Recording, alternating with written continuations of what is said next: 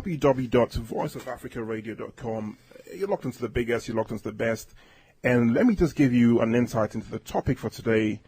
It's a continuation of a program we had a couple of weeks ago because due to popular demand, we've been asked to do a part 2. And the topic is, are ancient African traditions and customs incompatible with modern religions? Are ancient African traditions and customs incompatible with modern religions? And I think many of our listeners would have been following the election of a new pope, which had a religious aspect to it. And basically we want to know whether African traditions and customs can actually sit side by side with modern religions. It'll be interesting to hear what our guests, Darren Henry, who's a journalist who will be joining us pretty soon, and Her Royal Highness will be asking them what they actually think. They've got lots to tell us about. They've got lots of insights, lots of bits and pieces which they can educate us on. So basically, we can have a good discussion as to whether African traditions and customs can sit side by side with modern world religions, because there's always been issues with African traditions and customs, the pouring of libation, puberty rites, festivals, this, that, and the other, and it almost seems as if African traditions and customs cannot sit side by side with religion. Other people say, hey, African traditions and customs can actually sit side by side, because a long time ago, modern religions such as Christianity never did the drumming, the dancing, the clapping, the loudness, but it's all kind of being fused in these days. And we'll be asking our guests whether it's actually possible for African traditions and customs to sit side by side with modern religions. So basically, it's going to be fun, it's going to be great, it's going to be entertaining, it's going to be sizzling, it's going to be hot. Wherever you are, in your bath, in your balcony, on the tube, on the train, in your boyfriend's bed, in your girlfriend's bed, in your parents' kitchen, keep it locked. You're locked into the biggest, you're locked into the best. It's Straight Talk, Sunday, 17th March, 2013. And can I say as well, yes. I'd like to say my respects. I'm very privileged to be in the presence of royalty. Yes. Okay, yeah, we must respect our African ancestors, our African royalty, and I'm very privileged to be sitting here with Her Royal Highness. Yeah, I was given 2 African names. All right, I was given one by King of Badagry in Yoruba, Nigeria. Yes. Okay, which was Tadagbe.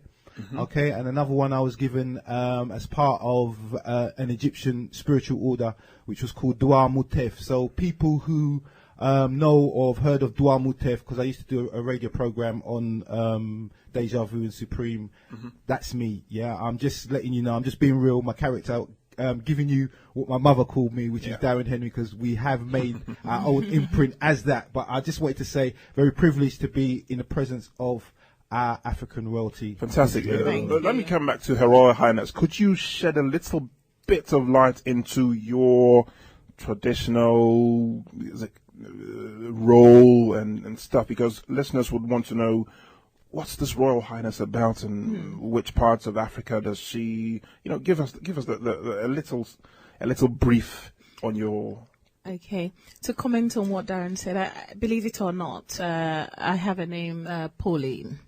Really? Which, yes, when I was in school, they insisted on calling me Pauline and Pauline Kojo. So most people know me as that. However, I'm from Ghana, and the way royalty works in Ghana is there are ruling houses, and those ruling houses determine whether you can be a royal of a particular stool. Now, I like to illustrate it in the way that the structure of UK decentralization structure works. So you have, for instance, you have London, and then you have the boroughs, and then underneath the boroughs are towns. It's very, very similar. So you have the region, which is, in my case, the Greater Accra region, and there is a king, and there's a queen. They're not married. The queen comes from a particular royal house, and so does the king. And then underneath that, you have the second tier, which are divisional chiefs and queen mothers. I fall in that category. This is where the paramountcies come in. So you have the divisions. And within that structure, again, divisional queen chiefs and queen mothers, although your stool is in a particular area by virtue of being a divisional queen or chief, you have jurisdiction over a larger geographical area, sometimes up to 50 or more towns and villages. My stool sits within a jurisdiction called Amomole, and what we know as the Jase Manye. Manye means queen, and the Jase means the kingmaker. So I'm queen of the kingmakers. Okay, so my seat is in a place called Amomole. Now, Amomole is in the Ga West section of Greater Accra, and as a result, I have a very unusual, anomalic role, where my jurisdiction, from an educational developmental point of view, sits within the Ga West area. But from a traditional point of view, I'm also, Jamestown in Accra, named after King James. We call it Ngleshi. Ngleshi in Ga means English, because this is where the fort is, because by the seaside the fort was there, and the British were there. They lived in that part of Accra. And so Ngleshi is where my head comes from. And my role as a Queen Mother essentially is to, we have a new type of Queen Mother chief coming up, and some of us are young. We have the privilege of education. And so I like the developmental, the forward-thinking, the structural side of things rather than the purely traditional and, gracing occasions, because sometimes most people assume that all that is required is to dress up in your regalia and sit at a function. But no. So what I do here in the UK, you talked about puberty rights, I run that sort of thing for young girls who, when they as soon as they hit their first ever period, I take them from parents and we go through this beautiful, very emotional tradition. Yes, because we do. Like so anybody who wants their child to do this, I can promise it's so beautiful. And we also do educational programs for young people. I speak at various functions in Accra. I go from school to school, training them on career development. We talk about self-development. We find that a lot of the time within a culture we're brought up to, it almost not be heard, to be seen and not heard. Yeah. But then just to give the young people a voice to say that actually it's okay to be respectful, but there's a difference between that and not being able to speak out. Yeah. We run what we call skills-based learning initiatives. Again, I believe that not everyone is academic. So we have a structure in Ghana where if you're not academic and you don't become a doctor, lawyer, or have an office job, white-collar job as they call it, you've failed. And I don't think that's right, because there are people who are good. If you give them carpentry training, they will be the best carpenter. If you teach someone to clean, they would probably be the best cleaner. So taking this God-given skills through an organization called 10 Talents Networks, taking the God-given skills they've been given, and then using that to teach them how to be successful and be comfortable, whether you're academic or not. Fantastic. It's www.voiceofafricaradio.com, Voice of Africa Radio 94 FM on your dial. Don't you touch that dial, because we've got the best guests in the house, and I've actually been told that Bro.Ldr.Mbandaka of the Alkebu-Lan revivalist movement is actually on his way, so it's going to be even more sizzling. We've got Her Royal Highness here, we've got Darren Henry, a journalist, and we'll be having Bro.Ldr.Mbandaka of the Alkebu-Lan revivalist movement. I'm going to kick off the show straight and come back to Her Royal Highness, because for me it's interesting, being a Royal Highness. Let me ask you this question. Do you think that African traditions and customs are incompatible with modern religions? Can they sit side by side? Or is it a no-no? Now, just give me a yes or no answer. No. No. Simple, no. So African traditions and customs cannot sit side by side with modern world religions? Well, no, they can. I mean, they're not incompatible. They're not. So they can sit side by side? Absolutely. Why do you say so? Well, first of all, we have to determine what the compatibility means. Mm-hmm. Has religion changed? Why are we saying our are ancient African traditions That's a good compatible question. with Yeah. modern religion? I think if you look at it from the point of view of God as an entity, God never changed. He's never changed. God of Africa was there before the missionaries arrived.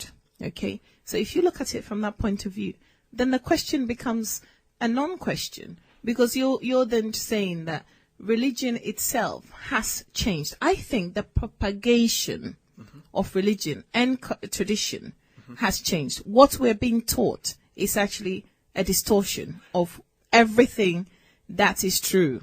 You say what we are being taught. Yeah. Who is teaching us what? Religion. Okay. Religion. I have a big issue with what is happening now across religions. Now, you look at our traditions. As a traditional leader, I do the coming of age ceremonies, and you don't have to look far. Let's take the Bible, for instance. And let's take, whilst we're on the subject, as Christians are usually the ones who propagate this idea, let's take Christ. It tells you in the Bible that when he was 12, he went through his bar mitzvah without a shadow of a doubt. Have you ever seen a bar mitzvah being done? It's ritualistic. A lot of what we do, it's a lot of the things that were happening at the time are based on what we consider our core traditional religions. So, for instance, you have coming of age ceremony, and people are like, "Oh, but I'm a Christian. I don't want to have this thing done." Actually, if you are, and you're a Christian, are you really reading your Bible? Another thing is, for the Christians, when they come up with, traditional religion is ancestral, we have ancestral worship, and I say, again, let's take Christ for the sake of argument.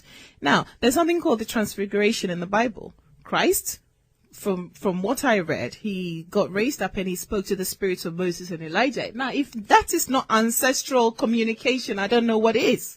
Again, they're not reading their Bible. So when you ask the question, is tradition compatible with modern day religion? I think modern day religion, what the problem is the people who are propagating it. They're distorting everything that is truth. Okay. Now, Darren, let me come to you. Similar type question. Can African traditional customs, culture sit side by side with modern world religions? Yes or no, and a brief as to your answer. Well, as you know, I came from the perspective of saying no, yeah? And our reasoning the reason of Her Royal Highness is a lot of it I do agree with. Okay, in essence of our Christian brothers and sisters really not knowing what the Bible is actually saying in the languages that it was revealed in, first and foremost, Semitic languages, because if we look at Matthew 27:46, we can say it says, Eli, Eli, labathana sabathini, yeah? Now that was translated as, my God, why hast thou forsaken me, which is first found in the Old Testament in Psalms 22:1. Now that language that is being spoken by Yahshua, which would have been his name, his name wouldn't have been Jesus because there was Yeshua, no J in the English language, just like the tribe of Judah would have been Yahuda, yeah, that would have been its tribe. And another name or spin-off of Yeshua is Yehoshua or Joshua. Okay, so let's first and foremost get an understanding and comprehension of the language that we're speaking. The language there was Galilean Nabatean, yeah, which is a form of Arabic Syriac, all right, which would now today be the region and the land called Palestine. Okay, make no mistake about it, the Yeshua or the Christ of your scriptures had an African education, because in the book of Matthew, all right, it tells you quite categorically in Matthew chapter 2 that an angel of the Most High, his Father, our Father who art in heaven, as it says in Matthew 6:9, came to his stepfather Joseph and his mother Mary and said, take the child to Egypt. Now Egypt runs all the way from North Africa right through down into Central Africa into Sudan, okay? And you'll find that most of your prophets, scribes of the Bible, whenever they were in trouble, the Most High Heavenly Father had a habit of sending them to Africa. Now the point with the Messiah or the Mashiach of your scriptures called Yeshua being sent to Africa is very pertinent and very poignant, and sometimes our African brothers and sisters, Christian brothers and sisters, they tend to overlook this. Yeah, I often say to people, before you was born religious, you was born racial. What does that mean? There's 3 races on the planet: Negroid, Caucasoid and Mongoloid, or Negroid, Mongoloid and Caucasoid, in that order. All right. Now, you was born into that race before somebody, your parents, placed a religious belief, be it Islam, Christianity, or Judaism, or Buddhism, or Hinduism, or Sikhism, before they placed that belief upon you. That's okay. right. Yeah. So they're first and foremost your loyalties to your race, not to your religion. I've got to make that quite categorically clear. In the book of Genesis, the first nationality and nations mentioned are Havilah and Kish. Yeah, Kish today would be Ethiopia. Havilah is talking about Sudan, going right back up into North Africa. He's talking about ancient Egypt. Most people are not aware of this. Okay, so when you look at the Bible, which is a historical book and a geographical book, when you look at it from this perspective, when you know the knowledge of this, then you will know that the Yeshua of your scriptures, for the first 13 years before he went through his bar mitzvah, he was educated, raised in Egypt. Now, the scribe of the Bible, the scribe who wrote Genesis, Exodus, Leviticus, Deuteronomy, who was Moses, okay, in Acts 7:22, it says he was learned in all of the wisdom of the Egyptians. So your major prophets of religion, monotheistic religion, i.e. Judaism, Christianity and Islam, they had to go to Africa to learn the ancient African mysteries, which was expounded upon by Her Royal Highness, where she gave you about the birthrights. And unfortunately, most of our Christians today are following the way of a Greco-Roman or Judaic-Greco-Roman by the name of Paul. If you analyze what Paul said when he said that he met in a vision Yeshua on the road to Damascus, and you examine what the Messiah Christos Christ was actually teaching, yeah, you'll find that there's a big difference. Henceforth, where Her Royal Highness was rightly saying, it's the way that it's been distorted today to come from a Eurocentric Greco-Roman perspective, which turns our race away from their ancient ancestry or their ancestral lineage. Make no bones about it. Your Yeshua of the scriptures was giving praise not only to the Most High Heavenly Father, as he said in Matthew 6:9, but he was also giving reverence to his lineage. Henceforth, why he says he came unto the lost sheep of the house of who? Of Israel, of the Israelites. He was called what? The conquering lion of the tribe of what? Yehuda. So he did come to seek out his ancestral and his family lineage in order to set them back on the way to ancestral worship, which he learned in ancient Africa. www.voiceofafricaradio.com, 94 FM on your dial.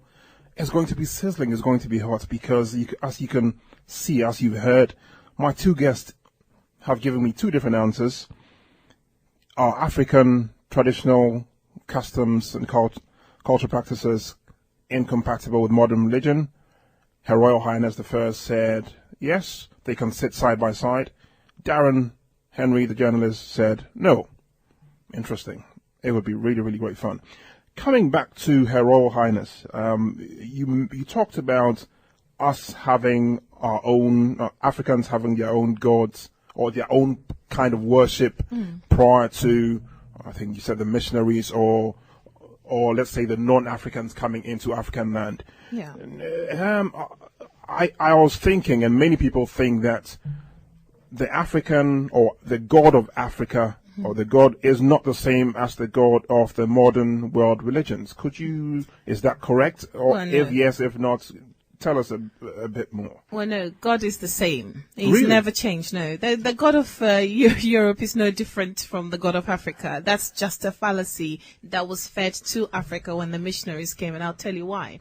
Now, in ancient Africa, before the missionaries arrived, when we understood the entity of God, we knew he was there, and we knew he was the source of everything that we had and enjoyed. So when the fisherman went fishing, and he had a bumper harvest, what he would do, he would say, God lives here. And what he would do, he would he'll build a shrine.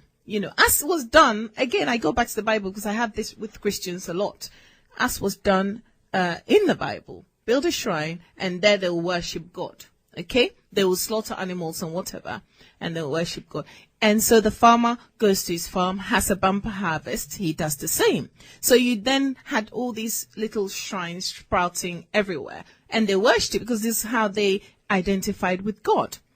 Now, someone came along, and I call it the gun and the mirror principle. Now, someone came along and saw the land and saw that it was good. Then they determined, how do we get this land for ourselves and everything good in it?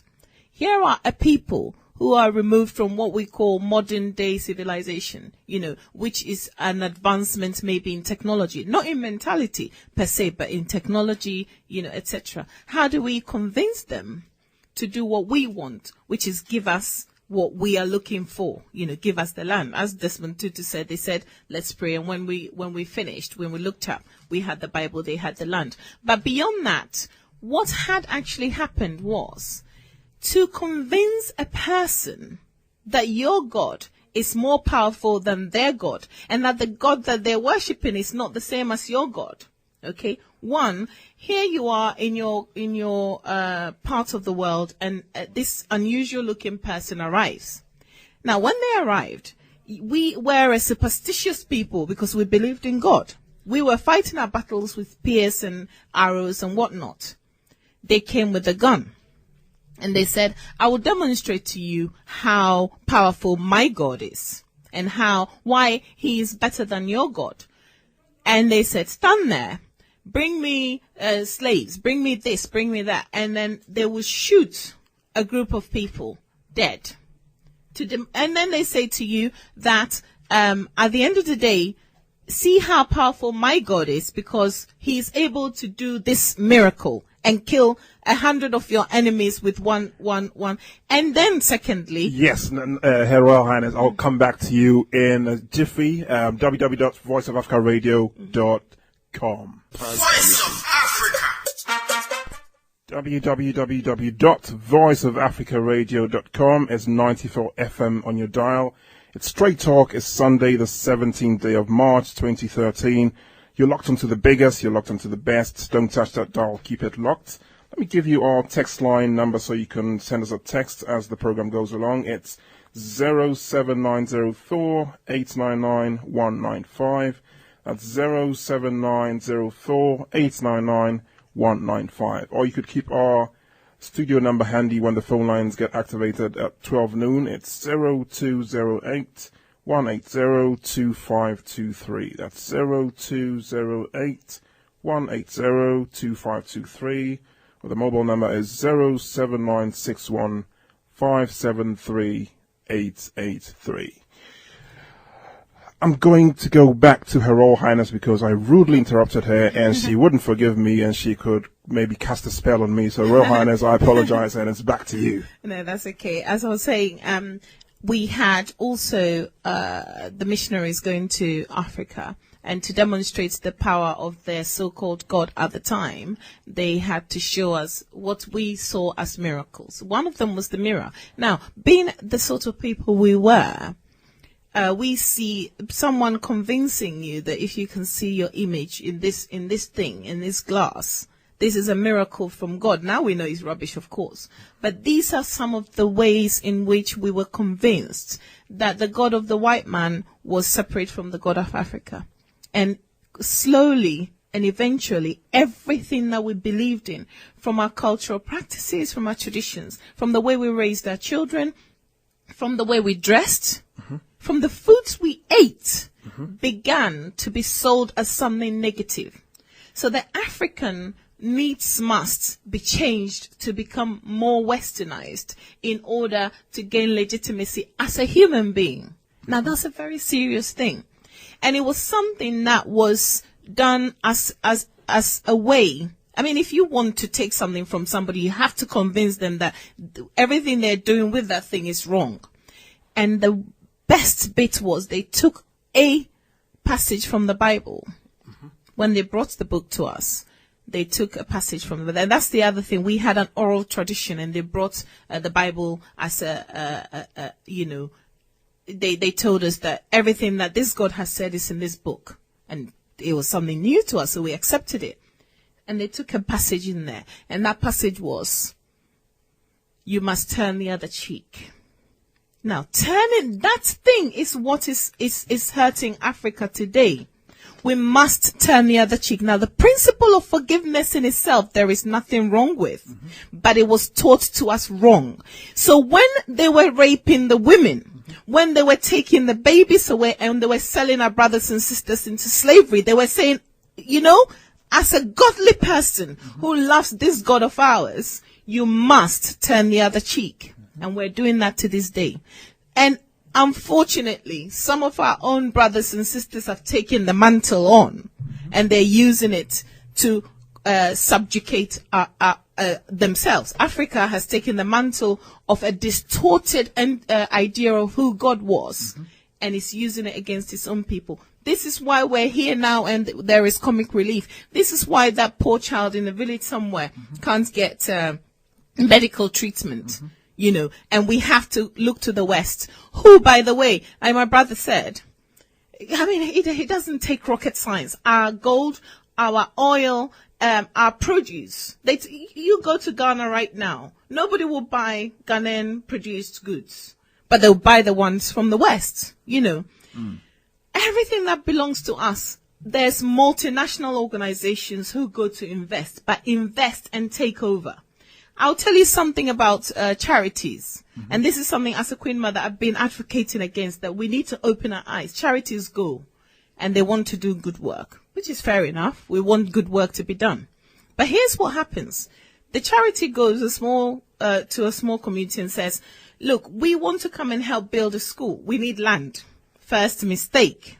What the elders should do is, yes, we will give you land and you send us the teachers, but we will be in control of this land and we're not giving it to you, you know, to take and to keep. But then elders say, because we're such a loving people, oh, hello, welcome, I'll give you land. Look, which one do you want? Go here, take. And then the multinational corporation who is behind that charity comes in and says, I hear there is gold on this land. Now, we'll come and help you. We'll make this school bigger if you give us the mining rights. And listen, since you as a chief or as a people don't have that much money anyway, we're going to give you X, Y, and Z amount. Just give us the land and leave us to it. We will develop everything for you. Now, if you think about it, you have diamonds and gold on a land.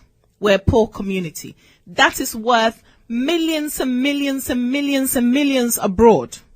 And then every month or once in a while, they come and build a school for you or give you a few £1,000s in donation. You're telling me that's not disproportionate. So the idea of charities and aid has to be looked at very, very carefully.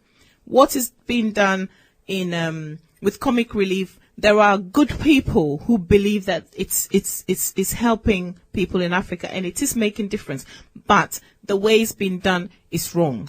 Let me before I go to Darren, sticking with Her Royal Highness, let me ask you, being a royal, now, can a royal be a Christian or a Muslim or Buddhist, or can African royalty or royals, because of our traditional customs and culture and practices, can royals like yourself be at the same time Christians or Muslim or Buddhist, or can it actually happen? Because I don't know, but can a royal be a Christian or Muslim or Buddhist? Yes, because if you understand who God as an entity is, like I said, for me, the God of Africa is no different from the God of the West. How I choose to portray or see God, I can assure you that I probably have a bigger and a better understanding of who God is than the pastor who's preaching out there. And yes, you can be, depending on your perspective of God. The question, the reason why I actually asked you that is because, for example, if we talk about the pouring of libation, which is one of the core practices of royals and royalty, as per Africa, it's something which I know that modern world religions may not necessarily share. So how can you be practicing, for example, the pouring of libation on one hand as a royal and be part of, for example, a Christian or a Muslim religion? Have you ever heard libation being poured before? Have you listened to the words they say? Okay. Then it makes the question again a non-question. Number two, because when libation, because during the pouring of libation, yes, it is stated that, or according to people, that you also do mention the ancestors. Yes, we do. Which is where I think modern world religions are kind of not comfortable, because they say that you're kind of worshipping these ancestors rather than worshipping the one and true God. But that's silly. Christ, in every utterance, said, the God of Isaac, the God of Isaac, the God of Abraham. What is that? If it's not mentioning your ancestor, to me it's silly. I just told you earlier, Christ at the transfiguration went and spoke to the spirit of Elijah and Moses. Now, if he had a problem against ancestral connection, as I call it, he wouldn't have done that. That's just something that has been taught us again to make us unable to determine for ourselves what is right as far as God and tradition is concerned, and to tell us our traditions are wrong. Secondly, don't even get me started on the issue of libation, because we've had this conversation before where I brought out a list of examples where in the Bible God asked the people to pour libation, and it specifically said strong drink, slaughter an animal, pour the blood. And I deliberately asked about libation. I'll come back to Darren very, very soon. I'm sticking with libation because now you talked about the non-Africans coming to Africa, bringing this view that the Africans didn't have a God, didn't understand this, that, and the other. So basically, the non-Africans came in and gave us all those views. Yes. Now, let me take Ghana as an example. Not too long ago, during official ceremonies, official national events, there was the pouring of libation. Yes. Now, I actually watched the 56th anniversary, independence anniversary, and there was no pouring of libation because I think the government has actually outlawed that. Because, okay, help me. No, I think again it's a miscommunication of the facts. Actually, the issue with, from my knowledge, the issue with the non-pouring of libation has more to do with people's behavior than the outright ban. It's issues that happened that they felt would be detrimental to the, if you have dignitaries from abroad, certain types of behavior should not happen. Something actually happened for this decision to be taken. However, in the Ga community now, we're advocating that they bring it back and bring it back straight away because it's part of our culture. Okay. Darren, let me come over to you. I'll just say that our other guest, Bro.Ldr.Mbandaka, has just joined us, will be joining us very soon. Darren, let me come back to you. The question I was asking Her Royal Highness. Now, African traditional customs and then sitting side by side with modern world religions, you said a big fat no, it can't sit side by side. You gave your reasons. Could you give me a little bit more insight as to why you would say no, and about the points that Her Royal Highness actually raised? Now, it almost seems as if Africans have left their African religions and practices and are basically, Africans and Caribbean people have gravitated so much towards modern world religions. We can't even see African religions anymore. I mean, what happened? I mean, why this? I totally agree with you. You know, one of the perspectives I'm coming from, I had the experience, as I said, of going to Nigeria, meeting the King of Badagry. The other king I met as well was the King of Lagos. Okay, and the King of Lagos is a Muslim. All right, and one of the questions as a journalist that I posed to him was that how does Islam sit with your role as King of Lagos and all your rich African heritage? Yeah, and we're talking about the rich heritage of the Ashanti, the Yoruba, the Ebo, the Hadindawa, the Danakio, yeah, the Fulani. Yeah, I could peel off the tribes out of ancient Africa who have had a tradition, yeah, of ancestral worship from before, as Her Royal Highness is saying, the missionaries came into ancient Africa, all right, or into Africa. I often say ancient Africa. Okay, what? www.voiceofafricaradio.com is 94 FM on your dial. Keep it locked to the biggest and the best. It's straight talk, and we're locked on to www.voiceofafricaradio.com. South Africa Radio 94 FM. www.voiceofafricaradio.com. There was a quick break, and just to recap the text number. It's 07904 899 195. That's 07904 899 195. You keep your text messages coming in. We've been joined by Bro.Ldr.Mbandaka of the Alkebu-Lan revivalist movement. He's a spiritual leader, and can I say a good morning to you, Brother Leader, and it's great to have you in our studios. Tonight, it's great to be here, and as always, I bring greetings on behalf of the Alkebu-Lan revivalist movement in the precious, powerful, and bountiful name of our motherland, Alkebu-Lan, Mama Africa, in the sacred spirits of our most gracious ancestors, and in a prayer for oneness, hope, and prosperity for all African people on the face of Mother Earth. Africa. To the God of Africa be the glory. Tendai Mwari, it's great to have you. And how has your week been, Brother Leader? How's your week been? Hectic, relaxed, chilled out? Busy but blessed, my brother. I'm always giving thanks and praises. It is a joy to be an African. Fantastic. I asked my guests about their thoughts about comic relief. Did you take part? What are your views? Is it a good thing? Money to Africa? Surely it's a good thing. On the face of it, it seems all good and all wonderful. You know, how can one criticize the spirit of charity? But I'm afraid that it's a little bit more complex than that. I hate Red Nose Day. I have to be frank. I think it does more to stroke the national ego of Britain. It distorts reality.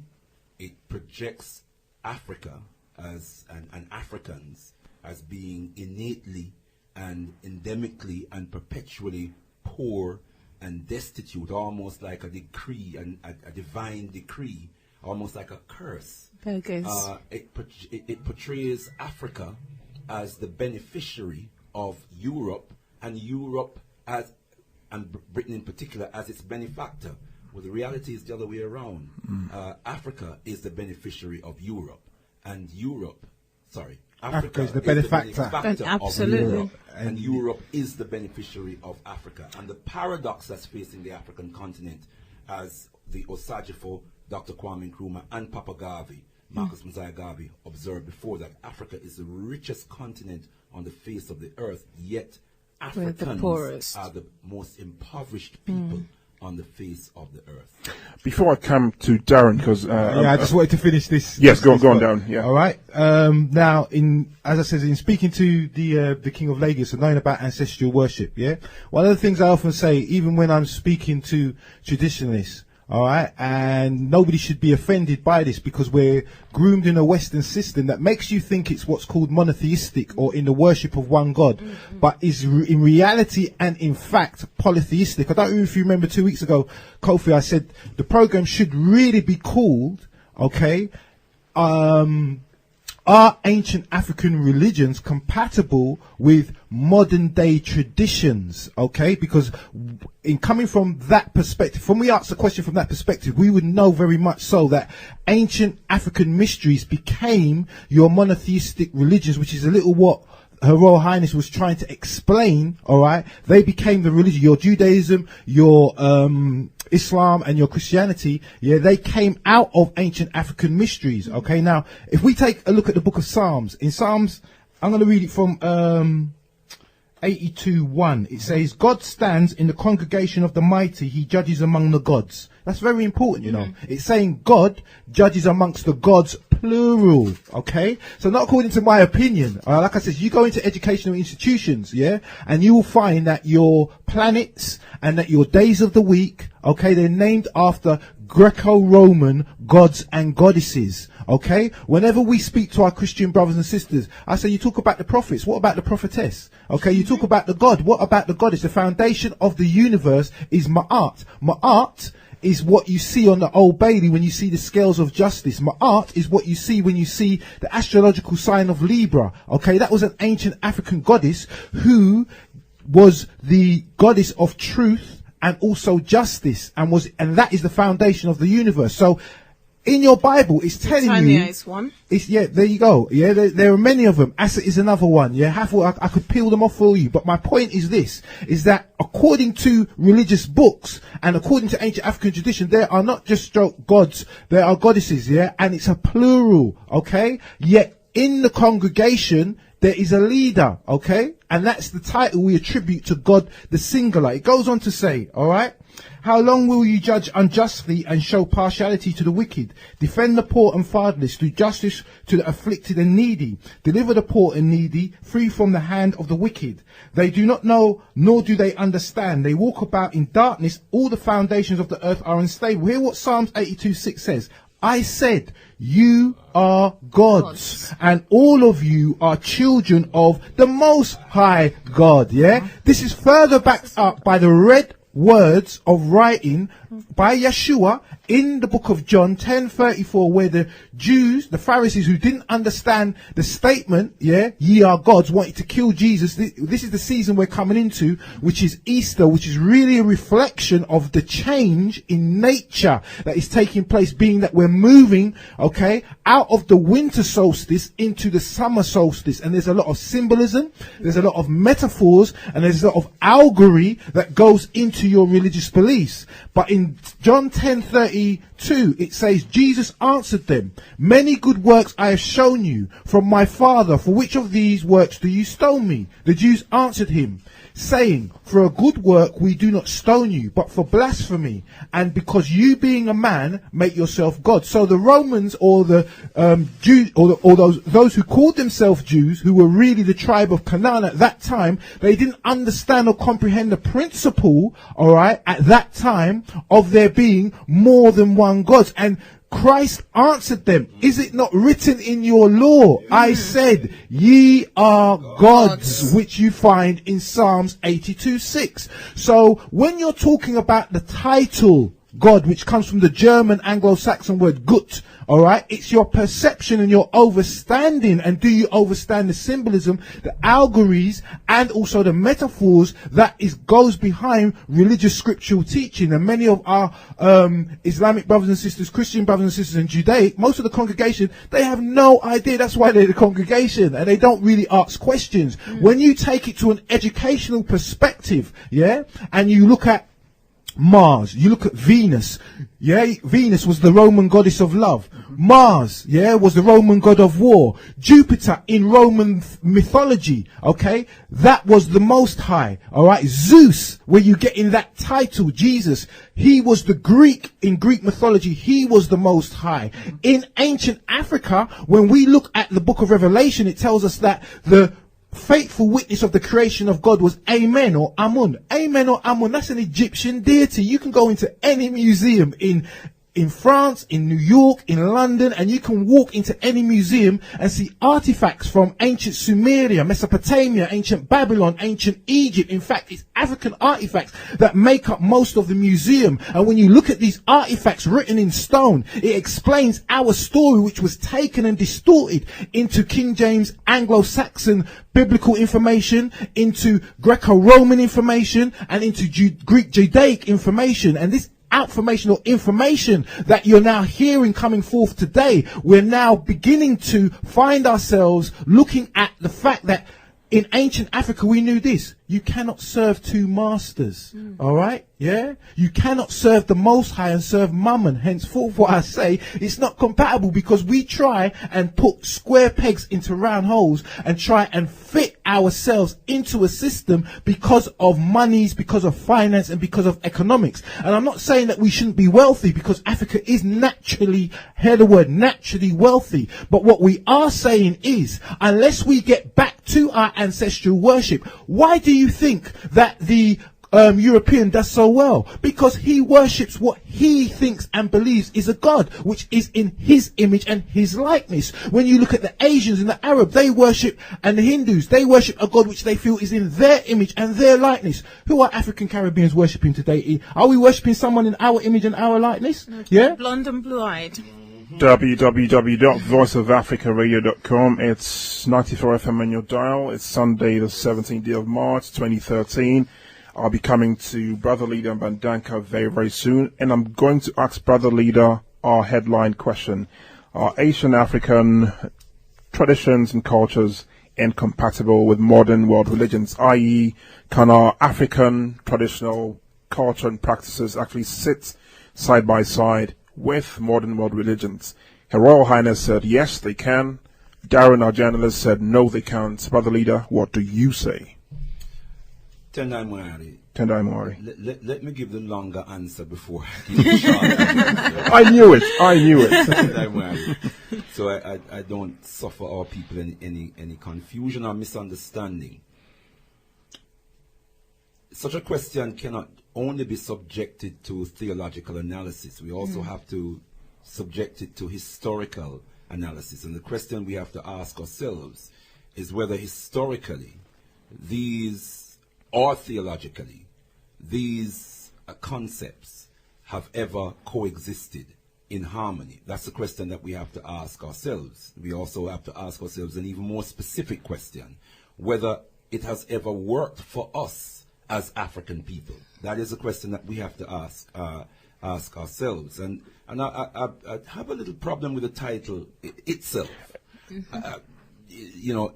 Juxtaposing ancient African quote-unquote religions. That's right. With modern religions. Yeah. So why is African spiritual traditions ancient? And so-called world religions modern? Who defines the term? It's interesting. It's because that's how some people look at it, which I get your point, though. Yeah. I understand where the perception comes from, and I understand that such a perception exists. But as African people, we have to be critical. We have to be critical. Because the concept of an African spiritual tradition speaks to the heart and the soul of Africans. It is how Africans see, experience, and give expression to the presence and the existence of God and divinity. This is what we have to understand when we talk about spirituality. Spirituality is a way of life steeped in a consciousness and reverence to a divine or a supreme creator and divine human cultivation. Africans have been engaged in that process since time immemorial. And we have done that within the context of our African culture since time immemorial. We had a relationship with the creator. We had an understanding and a vision and an expression of the divine long before we were invaded by Europeans or Arabs or anyone else. In fact, as has already been said in the program today, that the rudiments of what we now call Judaism, Christianity, Islam, the so-called world religions, the rudiments of that comes out of Africa itself. This is why they can't get rid of the concepts and symbolisms of what they call ancestor worship. They can't get rid of it.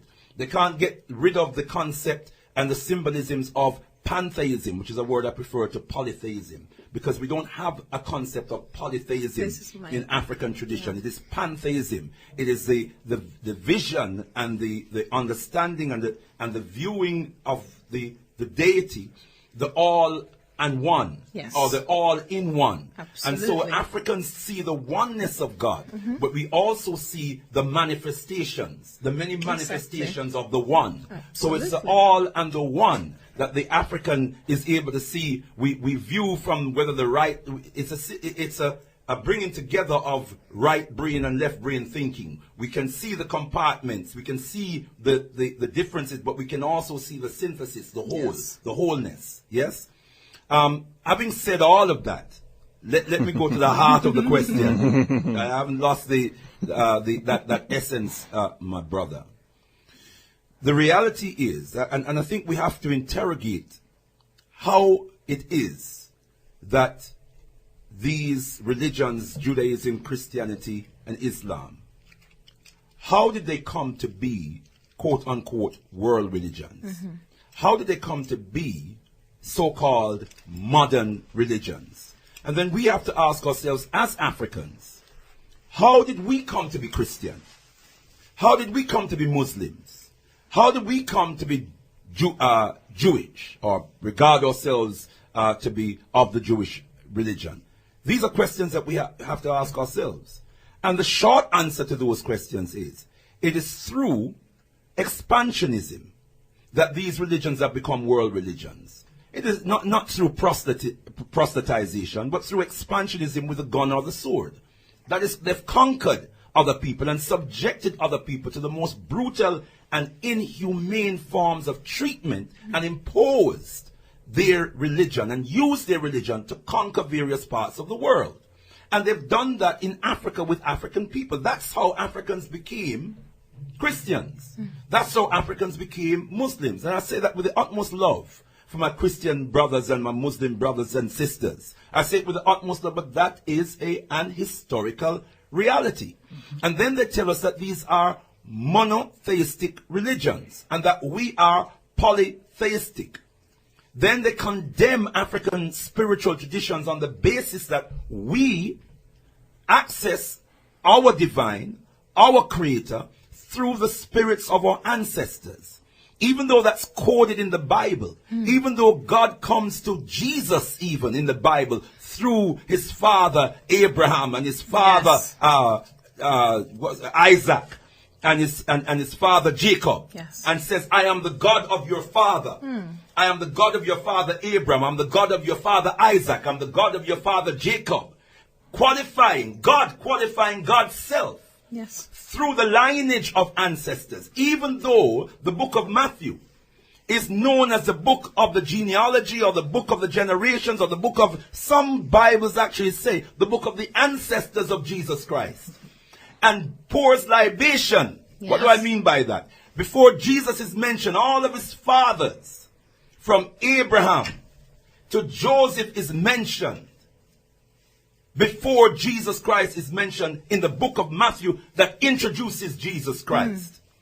But yet we as Africans are perceived to be heathen and pagan and idolatrous because we pray to our God through the spirits of our ancestors. Let me ask you a question, Brother Leader. You say perceived by who? Who perceives us to be idol worshippers, etc., etc.? Perceived by our oppressors, perceived by our European Christian enslavers, colonizers, and oppressors. I ask you that question because Her Royal Highness actually said, and our Arab Muslim. Yes, Her Royal Highness actually said that if you look at the modern day situation, we've got Africans themselves propagating this modern day, so-called modern world religions and subjugating African practices, African traditions, African cultures, no pouring of libation, puberty rites, festival. So marriage. You talk about the non-Africans perceiving that. Aren't we also perceiving ourselves in some kind of a negative way? Well, that is, my brother, the natural consequence of being invaded, conquered, and enslaved. And too often we understand slavery and colonization, those vicious systems and institutions of human oppression. Unfortunately, we tend to see them and understand them primarily within the context of physical oppression. We don't seem to factor in or give equal credence to the effects of slavery and colonialism mentally and spiritually. That is a mistake that we make. So you have Africans who, have you ever heard of the concept of Stockholm syndrome? Stockholm syndrome is a form of post-traumatic stress. Yes. Is a post-traumatic stress syndrome, wherein if one is captured and what do you call it? Forced to live with the captor. Imprisoned by a captor. After 48 hours or so, we begin to manifest symptoms of Stockholm syndrome, which is sympathizing with your captor, sympathizing with your oppressor, to the point that you lose the sense of your own identity, the sense of your own personality, and you become absorbed. It's a survival mechanism. You become so absorbed in the personality of your captor that you begin to defend without even realizing it. You're beginning to defend his rights against yours. You lose your sense of your own human rights, and you begin to defend and reinforce the rights of your captor over your own rights. And that is what is happening with Africans who are condemning African traditions and are promoting the traditions of the people who invaded, conquered, enslaved, and colonized us. I'll come back to you, Brother Leader. Come back to you, Brother Leader. Her Royal Highness, let me come over to you. Now, I asked Darren this question, I'll ask you. Now, why does it seem that lots and lots and lots and lots of African Caribbean people gravitate or are gravitating towards the so-called modern day religions, Christianity, Islam, Judaism, Buddhism, Hinduism, etc.? How come African Caribbeans almost, I don't know what it is, but it's almost as if we gravitate so much towards these so-called modern day religions, and you have very few Africans upholding African traditional practices, religions, etc. Now, I'm asking you because being a royal, you probably would have some kind of insight into that. Why are we going in a certain direction and not towards a certain African direction? I think part of it is what Bro.Ldr.Mbandaka said is the Stockholm syndrome. We're sympathizing and falling in love with our captors, number one. Number two, I think we as African traditional leaders have a responsibility. We are to blame. We have a huge responsibility to propagate our culture. And I know one thing I have to say in defense of a country like Ghana is that certain sections, I named the Ashantis, I named the Gas to a large extent. We are very protective of some of our traditions, but I don't think we're doing enough. So for instance, as a traditional leader, I get a lot of people coming up to me and saying, well, why are you wearing this? You know, God doesn't like this. And I mentioned marriage when brother was talking earlier. I have an example of a lady saying to me, I'm going to get married, but I don't want my husband to send the token drink that we do in our tradition. And I said, why? Oh, because, in my church, we don't do that and God doesn't like it. And I said, whereabouts in the Bible does God tell you he doesn't like this? Oh, well, Jesus Christ came and saved us and all these things he said we shouldn't do anymore. I said, you're wrong. Actually, have you read the Bible? Didn't it tell you that he went to a wedding, his first miracle? He went to a wedding in Cana and his mom came and said, listen, we've run out of booze. And he turned water into wine. That was at a marriage ceremony. That was his wedding ceremony. It was Yeshua's. If you read the original story, it wasn't any wedding ceremony. Yeah, it was his own personal wedding ceremony and his marriage to Mary Magdalene. Well, and so therefore, this is a young, intelligent woman telling me that when I get married, as tradition demands, my husband, I consider African marriage ceremonies so beautiful. The process where the man's family will go to the house and say, I've seen this flower in your house and we want to come and pluck it. And then all manner of questions are asked. They do what we call due diligence to determine what family. They call that metaphors in European culture. Well, that's a brilliant thing, isn't it? Metaphors, exactly. And then what we would do is then the other family confess with the other family. And the Nigerians do it so beautifully because they even write love letters to the families. Let me. It's interesting you talk about marriage now. Isn't that, because I know has been widely asserted that, isn't that in itself the paying of the bride price or whatever it's actually called?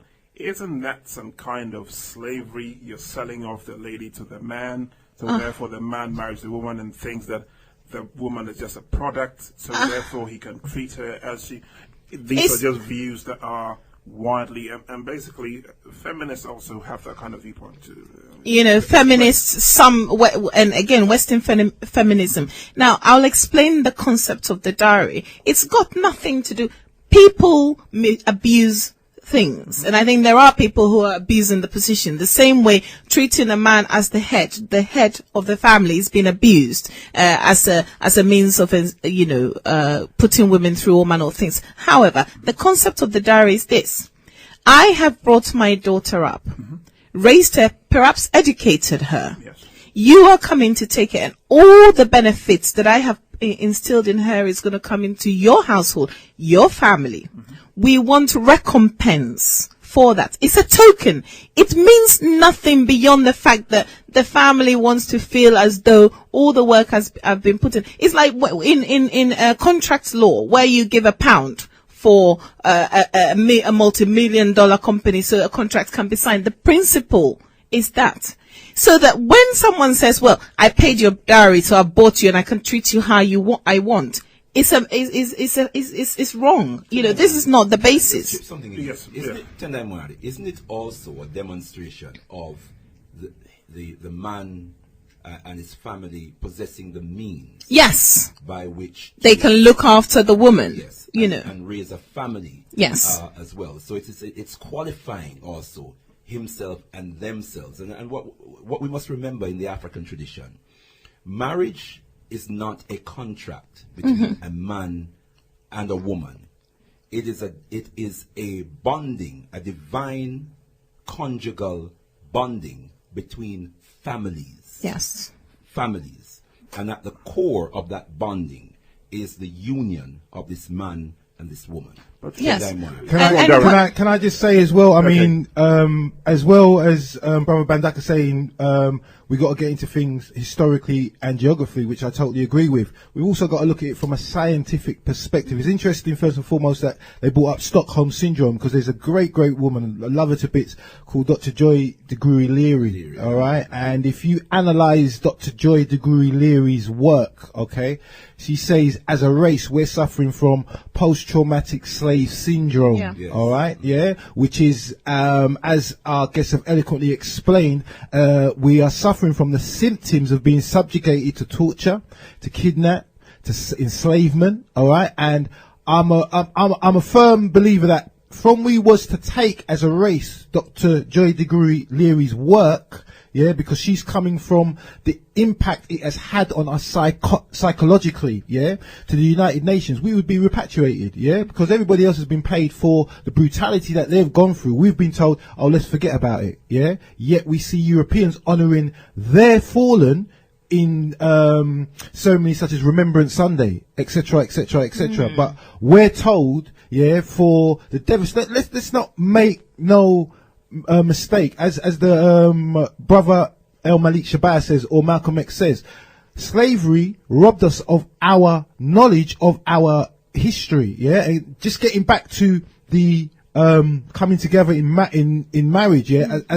As Brother Mbandaka, as well as there was a financial concept to it, there was also a scientific concept to it. It was about making sure the strongest families could interbreed as well, to make sure, that in the process of the fittest survive, we had the fittest amongst us to be able to survive. There is a spiritual connotation to families coming together, bearing in mind that our original royal bloodline is the royal bloodline of the Most High. That's the original bloodline. When you're taking it back to that supreme deity, whoever it is you believe in, by very virtue of the fact that it is said, if you're taking it from a Christian perspective, I breathed into you the breath of life. This is what Yeshua meant when he says, I and the Father are one. The essence of the Most High is within us. Okay, so we look to manifest his essence in our daily lives. Henceforth, we are many attributes of that singular entity, or that singular deity, as Brother Mbandaka was saying. Okay, but this is seen in the book of Genesis, where it says, I breathed into you the breath of life and you became a living soul. All right. And when you're talking about your spirit and you're talking about your soul, when you're talking about your spirit, you're talking about oxygen, you're talking about H2O, you're talking about, if you never had that breath, that spirit, okay, you'd be brain dead in like a minute, in 2 minutes, in 3 minutes. That's why oxygen is so important. That's why water is so important. But we have a genetic link to that whole, to that natural source. And that in essence and reality is the royal bloodline that many others have tried to duplicate, have tried to copy, have stolen, have borrowed. And when I say many others, I mean many other races, in order to fit themselves into things that really don't concern them, all right? But at the end of the day, they try to tie themselves into our vine. So that coming together was also looking at it from a scientific perspective, because we wanted those strongest genes that could have the natural immune system that fought against these diseases that have been given to us, smallpoxes, measles, German measles, AIDS, etc., etc., etc. So we also have to look at things when we're looking at it holistically. We have to take into fact the science of how we are created, because if you can comprehend and understand the human body, you can comprehend the Most High and you can comprehend the universe. www.voiceofafricaradio.com is 94 FM on your dial. Keep it locked. You're locked into the biggest and you're locked into the best. It's Voice of Africa Radio. It's straight talk. Time check is 1:45 I'll be coming back to Her Royal Highness because I wanted us to touch on this issue of marriage, which, like Brother Leader was saying, has got its African connotation. Now, I've heard in certain churches why they want for marriages between Africans basically to be brought to the church and basically almost to skip the part you talk about, which is the bride price part, because they say that is almost enslaving the lady. The lady is being bought by this guy, so therefore a human being is not a product to be sold. And therefore I'm also asking you, isn't marriage supposed to be about love between those two people? Why should you as a parent, because you've spent so much money on their education, almost sell off your child? The reason I actually ask you that is because in the UK today, I've heard about one or two cases where parents of certain children are now demanding 2 laptops, 2 tablets, this, that, and the other. That's how far and how bad it's actually gone. So the Christian churches are saying, you know what, it's the love between the guy and the girl. Let's almost scrap this bit to do with your ancient practices and traditions, and let's allow these 2 young individuals to go ahead. Sorry, my brother. Kofi. Go on. Sorry, my sister. Yes. Just something in here before you come Yeah. as a Go, as brother a leader. backdrop. Ancient African traditions. That's what Exactly. What does 2 laptops and Got to do and iPads exactly. got to do with ancient African traditions? Exactly. And Tell them Kofi, money. if it's about love, why don't you encourage them and say, listen, shall we if you are going to have the argument, shall we reconsider this issue of bride price or dowry? I don't like to call it bride price. That's a Western concept. Now, and come together as a family, take all the elements, the beautiful elements of our traditional marriage culture, and let's use that.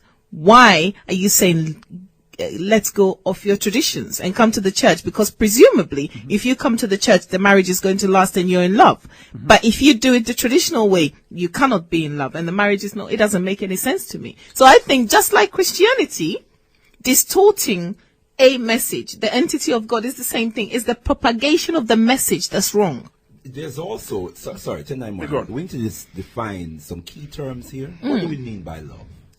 Well, Before we go there, Is this Hollywood love we're talking about? yeah, No, the no, one but- in the, but- Love according to Hollywood? Before we go there, brother Mbandaka, I just wanted to add this. Let's look at it from a factual and a truthful perspective. Okay, then you're saying you're going to abandon your African tradition, let's say, all right, and you're going to go down the Western road, the Christian road, all right. Most people get married in a church, yeah.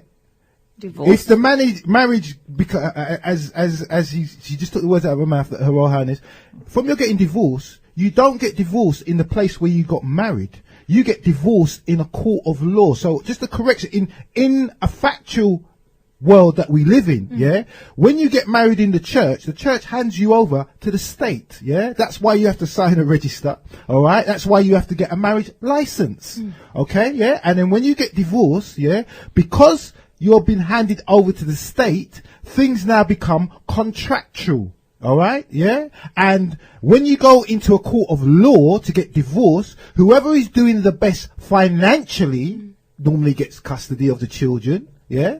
Normally gets awarded whatever material possessions that you came together to accumulate, or, yeah, those material possessions are now split, yeah? So in Western culture, marriage is a contract that is conducted first and foremost in a church, Yet you are then handed over to the state, and they now come between you, husband and wife, to determine or decide, depending on your economic wealth or background, who gets custody, who gets the house, who get the car, who get the 2 laptops that you asked for, who get the tablet, etc., etc. So let's not make no bones about this. Yeah? www.voiceofafricaradio.com. It's 94 FM, and you're locked onto the big one.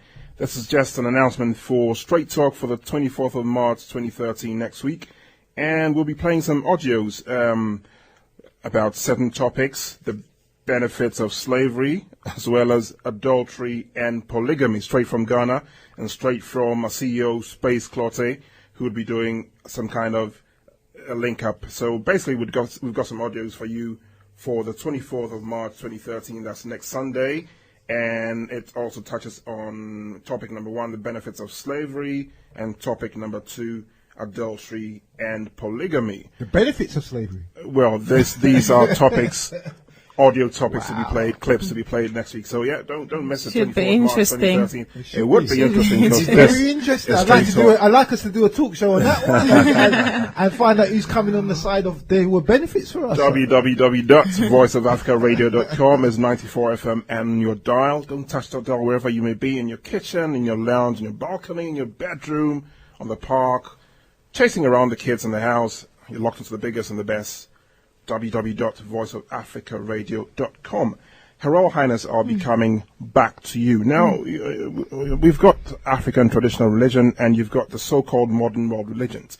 How come you've got so many people following the so-called modern day religions, and very few people following African traditional religion? Perhaps the so-called modern day religion, it has got good public relations in the sense that I think as a tradition, as a leader, I have a responsibility to my people to do good PR on behalf of my tradition. So it's Africans' fault that we have fallen short. Okay. And I think that again it goes back to what we mentioned earlier, two principles. We have been mentally programmed in a way that everything about us, even the way we dress is considered ancient. You don't do, if you don't have your jeans falling down your bottom and your cap back to front and the latest Nike trainers, then somehow there is something wrong with you. I cannot tell you how many people comment on me when I'm walking in the streets with my scarf, head wrap,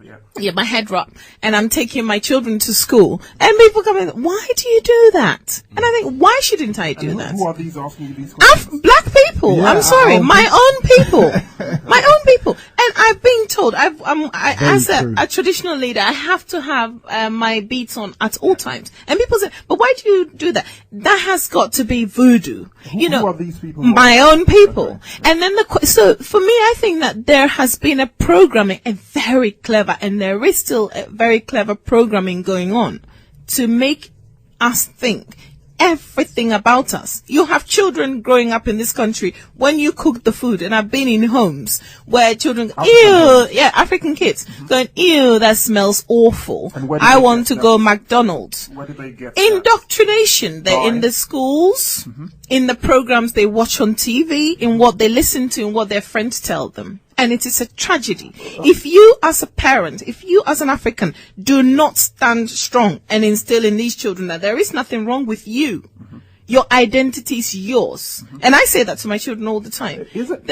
You talk about getting it from schools, from the TV programs, from the radio shows, from friends, etc., etc. What about the role of us Africans ourselves? Because, like you're saying, in certain homes, the food is too not smelly, promoted, and etc. Don't you think that we Africans ourselves have a role to play as per? Because I heard by the leader a long time ago when he was talking about how he was brought up, I think, in the church.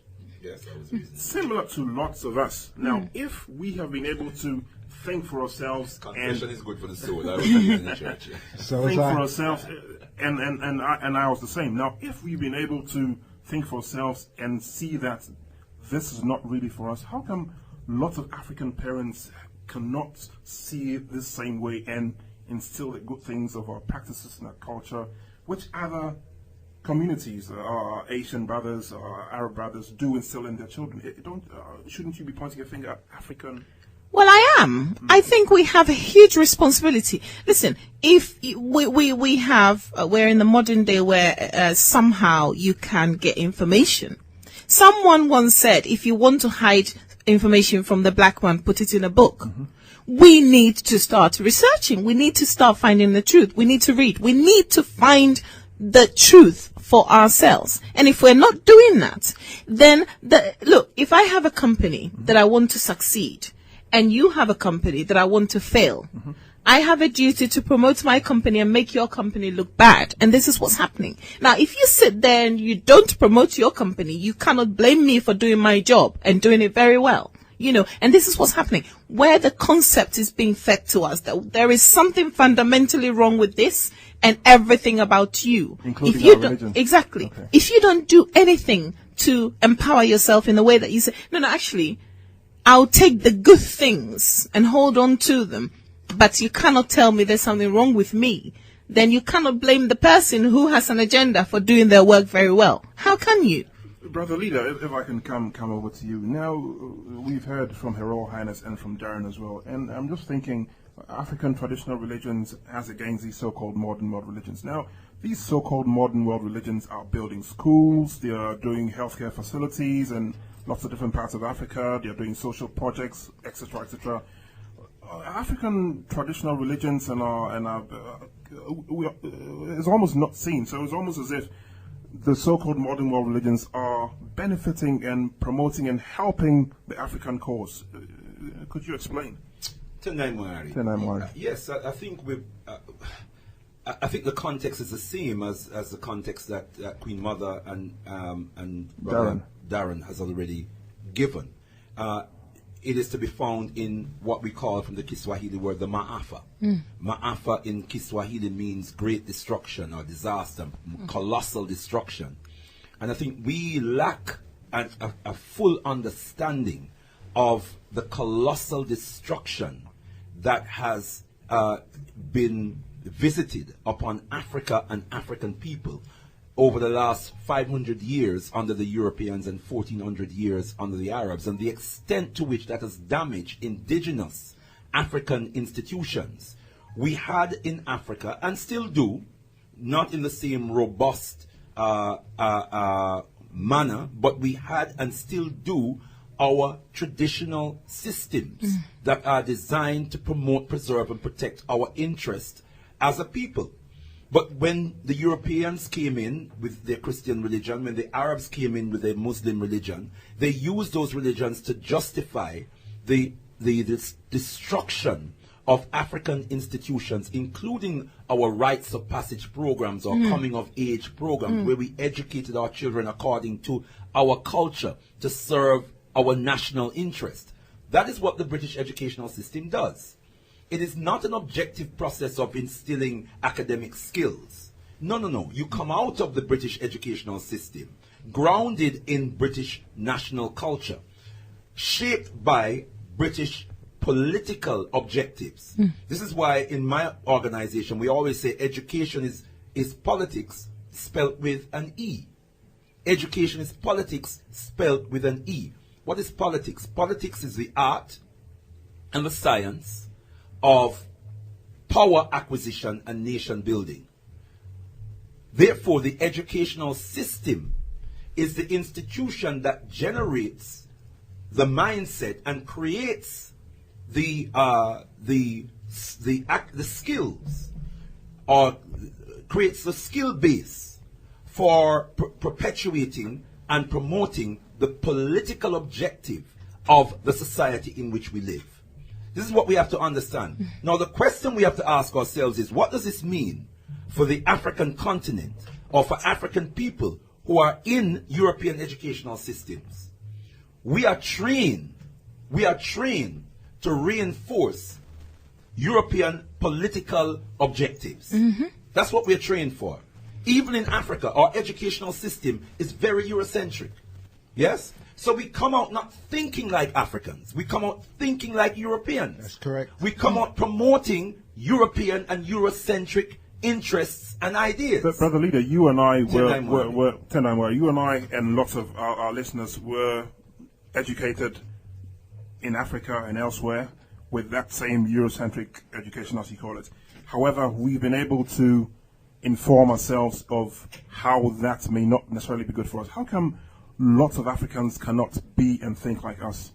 Tendai Mwari, we have to continue. We have to rescue and reconstruct our African philosophy, our African ideas, our African cultural systems and spiritual systems. We have to rescue and reconstruct that and make that the basis of all our institutions, whether our spiritual institutions, our educational institutions, our legal institutions, our political institutions, our healthcare institutions. All our institutions must be steeped and grounded in our African tradition. www.voiceofafricaradio.com www.voiceofafricaradio.com is 94 FM on your dial.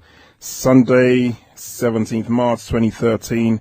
You're locked onto the big one. You're locked onto the best. Wherever you may be, on the road, in your car, on the tube, on the train, and keep it locked onto the biggest one. We're talking about our African traditions and customs incompatible with modern world religions.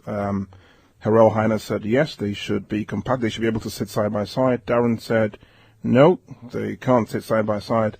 I'll come back to Brother Leader because he was supposed to have given me a brief synopsis of his views, and then he gave me the lengthy version. So, Brother Leader, I'm coming back for the brief version. Yes, I hope my opening remarks laid the backdrop for understanding that as a people, we are Christians or Christianized because we were invaded, conquered, enslaved, and colonized by Europeans, Christian Europeans. And some of us are Muslims because we have been Arabized by Arabs who invaded, conquered, and enslaved. Arabs, a mixture of Hindu, Turk, Greek, Italians, French, etc., etc., etc. Absolutely. With the Semite or Semitic people. So it's the same as those Khazars from Russia. They have supplanted the original Israeli tribe, just as your Ottoman Turks, your Greeks, your French, your English as well, mixed with Asian stock, have supplanted your original Kushite tribe of Kedar Arabs as well. Okay, we could have a debate. We could have a big debate, but if you take it back to all modern religion comes out, if you take it back to Abraham, all modern religion comes out of Abraham. What was he? He was from Chaldea. He was a Chaldean Kushite. It's a fact. Are there black people in Japan? Yes. Are there black people in China? Yes. Are there black people in Iran? Yes. Are there black people in Iraq? Yes. This is a fact that's written on the wall. So where we could debate. The issue is when you take it scientifically, historically, that royal blood of the Most High, as I was speaking about, it has pervaded or has been all across the planet. Just to say, Tendai Mwari, what is not in dispute is the origin of the African presence in various parts of the world that preceded various other people who occupy these other parts of the world. What may be in dispute is what we recognize as Arabic culture today, and whether that is authentic African culture. And I think that this is where we have to draw the line. We have to be clear about our definition of what we mean racially when we say African, and what we define racially as African, and what we define culturally as African. I think that's where the confusion may come in. But let me come back to this point that. Prior to these invasions, prior to the conquest of African people, we were practicing, and we still do, to a certain extent, practice our authentic indigenous traditions. These religions are expansionist. These religions are totalitarian. In other words, they spread themselves throughout the world, and with an intent of making the entire planet subdued under that particular religious practice. This is what they have attempted to do. Is that a good thing or a bad thing? Well, how can it be a good thing? That is the point. And so the short answer to my position is, insofar as Christianity has expressed itself as a expansionist and totalitarian religion, meaning the only way to God is through Christ, according to the teachings of the Christian Bible. Insofar as it is totalitarian and expansionist, insofar as Islam is also totalitarian and expansionist, there is no God but Allah, and Muhammad is his prophet, meaning that is the only way or the best way to access God. Then as long as, insofar as these are totalitarian expansionist religions, and insofar as these religions and their practitioners have invaded, conquered, and enslaved, and seek to eradicate African spiritual traditions, having enslaved and conquered Africans, the answer has to be no. These religions are not compatible with our indigenous African spiritual system. www.voiceofafricaradio.com is 94 FM on your dial. I'm glad to say the phone lines have now been activated. And the number to call is 0208 180 2523. That's 0208 180 2523. And the mobile number is 07961 573 883. That's 07961 573 883. And you can send us your texts on the text line at 07904 899 195. That's 07904 899 195. And just to remind you that on next week's edition of Straight Talk, CEO Space Clotte, I think, has got some audio clips ready to be played for the benefits of listeners. The first clip has to do with the benefits of slavery. That's the benefits of slavery, clip number 1. And clip number 2 has got to do with adultery and polygamy. So that's something to watch out for next Sunday, the 24th day of March 2013. Got CEO Space Clotte, who's currently in Africa, giving us some clips. The first clip has to do with the benefits of slavery, and the second clip has got to do with adultery and polygamy. You're locked into the biggest one. That's voiceofafricaradio.com, 94 FM on your dial. Don't you touch that dial. Keep it locked. It's 94 FM. Time check. It's just about 10 minutes past the hour of 12. I believe we may have a caller on the line.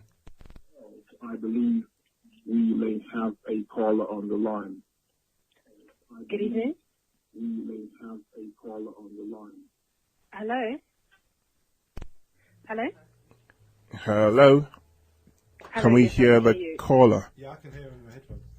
Hello? Good afternoon, caller. Good afternoon. This is Nigel. I'd just like to say a good afternoon to Namanye and Bro.Ldr.Mbandaka. Hiya. Hello? Yeah, please go ahead with your contribution. Yeah. My contribution is more in relation to the question of are traditional religions compatible with modern religion, however you wish to phrase that. And I kind of might want to make 2 points. Why do we have to be compatible with modern religion? Are we using modern religion and our compatibility as a way of justifying or validating what we believe in? Because I think this has caused us a number of problems, not only in terms of us rejecting traditional religion, but even within traditional religion itself. You'll find it very hard to find it in its pure form, because we're trying to dilute what we believe, and we end up diluting the essence of what it is. So I think we have to be very careful, because we do this quite often in terms of how our clothes are compatible with European clothes, just to make it look like, our clothing is of some worth, or how our food is compatible, or how we originated from Europe, or that kind of behavior, just to justify and validate who we are as a people. The second thing is, I don't personally think it is compatible. At the end of the day, the gods that the Christians believe in is a God that has a son named Jesus. He said the only way to the Father is through me. So the only way to have it, according to the Christian Bible, depending on what verse you look at, by the way, is to go through Jesus.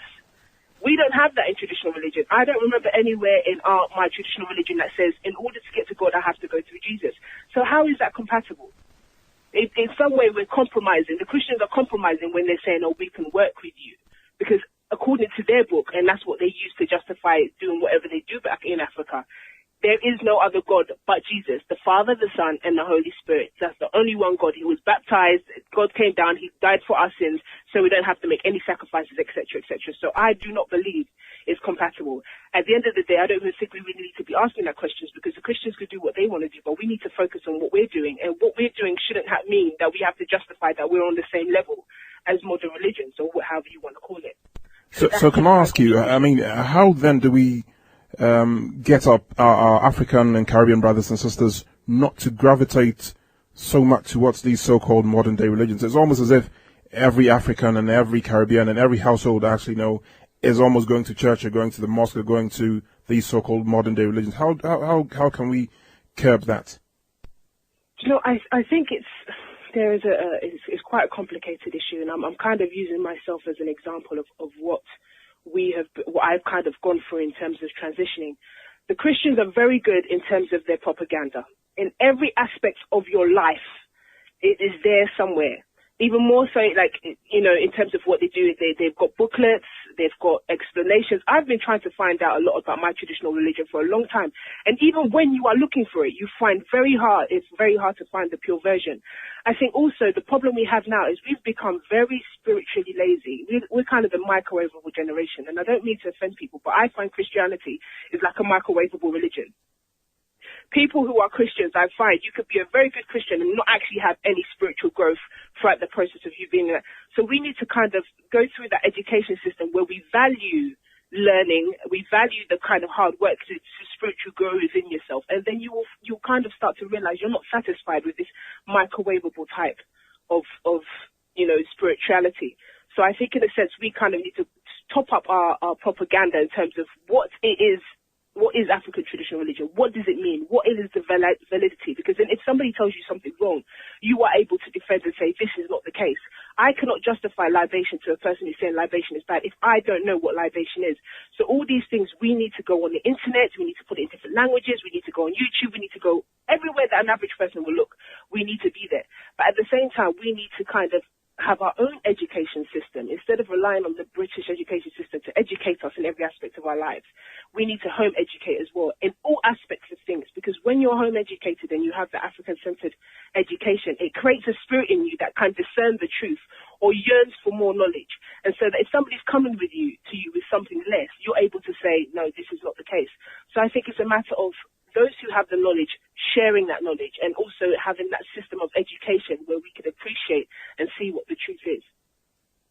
Thank you very much, caller, for your brilliant message. I'll come over to Her Royal Highness. Now, you heard the caller saying we have got to up our education, we've got to up our, she said, propaganda. Yes. Is that the way forward? This is what I was saying earlier. Our PR needs to be stepped up. Well and truly, and Ajala is right. Before I even go into answering that, I wanted to say something about how the concept of going to God through Christ falls flat on its face. And I think they're called the Iroquois in the Amazon forest, and they've not really embraced modern day civilization as we know it. They lead their lives and live off the land. Now, I always ask pastors, I say to them, look, these are a people presumably, according to the Bible, created by God. Now, are you saying to me that if any one of those people die, they don't know anything about Christ, they die, you're telling me that you're condemning them to hell because they choose a life that God has created for them? I say, well, if they're ignorant of Christ, then they are going to die and go to hell. How does that make sense? The entity of Almighty who created the entire universe chose to put a certain people in a certain geographical location. And you're telling me just because they haven't heard of someone in Israel somewhere, or a Hebrew a person who came on earth and preached a certain gospel, you're telling me that you condemn them to a certain life? That's number one. And I also find the concept of Trinity itself very, very clever. Because on one hand, we're being taught that God is monotheist. I understand, as I've said from the beginning, that the God of Africa is the same everywhere. God, the entity is one and one alone. Now, but then the Christian tradition tells us that God is the Father, the Son, and the Holy Spirit. Which are we supposed to be believing? So here we are saying, well, like Brother Mbandaka said, that there are we have a pantheist traditional concept in Africa, where we know there is the Godhead, but we understand the roots with which God manifests himself. And then the Western tradition says, no, everything about that is wrong. But at the same time, it's telling you God, who is a Father, a Son, and a Holy Spirit. Do you understand how very cleverly we're being indoctrinated to think? Can I just back up? Before you actually come in, we have another caller on the line.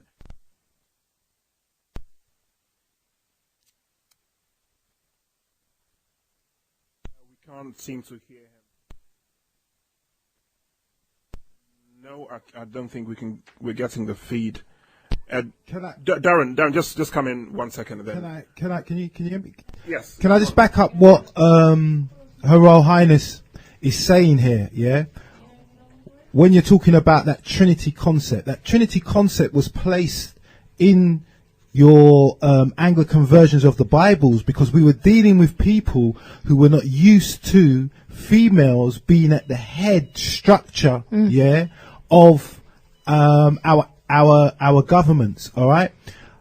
Ancient African system was actually a paternal or a maternal system of hierarchy. Okay. And what happened was when the Europeans came and saw this, because they came from a very masculine and a very, it must be said, a homosexual society, all right, dominated by men, all right, they took the mother figurehead out of the religion, henceforth the Trinity, because when you look at the original Semitic manuscripts, that Trinity of God the Father, God the Son, and the Holy Spirit, it's not there. It doesn't exist. It only came into existence with the Roman Catholic Church. Let me just interject. I think there's another caller on the line. Hello.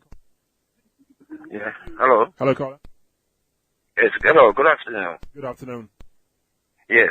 Is that 0208 180 2523, isn't it? Yes. Please go ahead with your contribution. Yeah. Hello.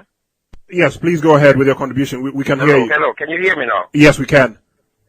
Well, I would like to make a contribution to the program. Yes, please go ahead. Yes, go ahead. Yeah, I must say good evening to the members right there at the moment. But I've got a thought I would like to give to the panel. And we've read the Bible, and the Bible talks about the building of the Tower of Babel. Yes? Can you hear me? Can you hear me? Yeah, yes. We can hear you. Please go ahead. We can hear you. Yes. You heard about the Tower of Babel. It's the story in the Bible about the Tower of Babel? Yes. Yes. Yes. Well, I think in this time that's what is being built. Yes? The Tower of Babel. Yes? Yes. Do you understand what I'm saying? Yes. The whole world is bent on building itself with this philosophy and psychology as we see. And I think we need to look at the concept of the Tower of Babel to understand the position that we Africans are in. And that philosophy and all these things have to be torn down for us to go forward. I cannot explain it any better, but I think that's one of our problems as Africans to unite.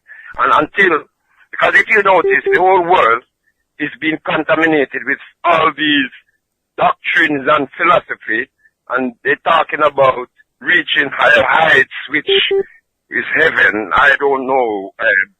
There's no heaven as such that they'll ever reach this higher calling to the tower. But that's what is the problem, I think, of us Africans to understand when we read the Bible, what it's actually trying to tell us in this time, in this modern time. Thank you very much. Thank you very much for your call. I think we may have another caller lined up on. Okay, I think they have actually gone. It's Voice of Africa Radio, www.voiceofafrica voiceofafricaradio.com is 94 FM on your dial. Time check, it's almost 25 minutes past the hour of 12. Let me give you the studio numbers again. It's 0208 180 2523. The mobile number is 079 61 573 883. That's 079 61 573 883. And you can reach us via text, and it's 07904 899 195. That's 07904 899 195. I'm not sure whether we've got any text messages, but we'll be coming to text messages very, very soon. Can I go over to Her Royal Highness? Go on. Kofi, I just wanted to say something very quickly about the Tower of Babel concept. Yes. And I'm going to say categorically, it's a load of nonsense. It's total nonsense. I'll tell you why. In the beginning, in Genesis, in the Bible itself, it tells us Adam and Eve were the first humans to be created.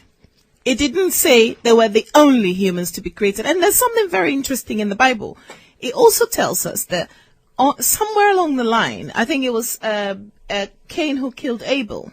Was that right? Yeah. And he ran away from his family, and on the way he met a woman and married her. Now, if you're telling me that there were only two people on earth at the time with their offspring, where did this woman came from that he married? Her Royal Highness, I would have to interrupt. I think we've got... Hello, caller. Hello, caller. Hello, good afternoon, sir. Good afternoon. Yes, thank you very much. Just calling to make some contributions. Yeah, please go ahead. Thank you very much. I think the topic of today is a very, very interesting one. And I think it's an opportunity for us to address issues seriously. I think it's based on religion, tradition, and culture, vis-a-vis modernization. If you look at religion, tradition, and culture, they are all about security of a people for the socio-economic, eco-political control of their destiny. I want to believe that should be the case. So it's all about actually politics. Remember, when the colonial masters came to Africa, like my sister in the studio, she is a queen mother of a particular group of people within Ghana, not the whole of Ghana. Talk less of whole of Africa. Now, there may be some people in other parts of Ghana who actually may not even recognize her. The danger we are now having is that we have political appointees and we have traditional appointees. Now, the traditional appointees used to be the only appointees we had before the coming of the colonial master. Now, the colonial master has come, and the colonial master has established a new state for us and a government. Are we going to now be maintaining the two together? When we maintain the old ones and the new ones, we are paying two separate people because the traditional leaders are not leading free of charge. They are paid. If you listen to my sister carefully, you will discover that she is actually a politician because the way she analyzes things, she's educated. If we line all these things into the political atmosphere, where everybody in Ghana or in a particular locality will have the power to appoint her, I think she can do far more. What we are now doing is that we are doing politics hiding behind religion, culture, and tradition. And it's dangerous. I want to proceed a bit further. I'll have to give you 2 seconds because we've got lots of other callers. I know there are so many callers. The second issue of concern here is that we need to understand that when they say the stock, is it Stockholm syndrome as introduced by Bro.Ldr.Mbandaka, it's telling us how dogs behave when they are captured. But in the first place, we had this culture, religion, and so on that were instruments for us to fight against our captures. Those cultures have failed us. We need to be clear about that. Even the religious leaders are more religious today. They are more Christians and Muslims than you can ever think. And they are into the politics. So what we are seeing is that for us to continue to be like dogs, following the master that has got us, we are behaving natural. However, we should understand that the master has got something that we don't have. That's why he is able to get us. So we should start talking about what the master has got that we don't have. our fathers employed something and it didn't work for us. Then let us use that platform. Know what they have. They are organized. They are organized. They are functional institutions. We have malfunctional institutions. So Okay, thank you very much, caller. Her Royal Highness, if you could respond just about in 2 seconds. I'm not sure I understand his comment that I'm a politician, or is he trying to say that I should be in politics, or is he trying to say that I'm speaking, I'm hiding behind culture, but I'm truly a politician? I don't understand that. That's what he's trying to well, say. I can assure you I'm not a politician. I'm a social commentator and I happen to have a head on my shoulders. Secondly, the idea that a lot of people may not recognize me. This is what our hierarchical structure is. We have a system of decentralization. So, of course, not the entire Ghana.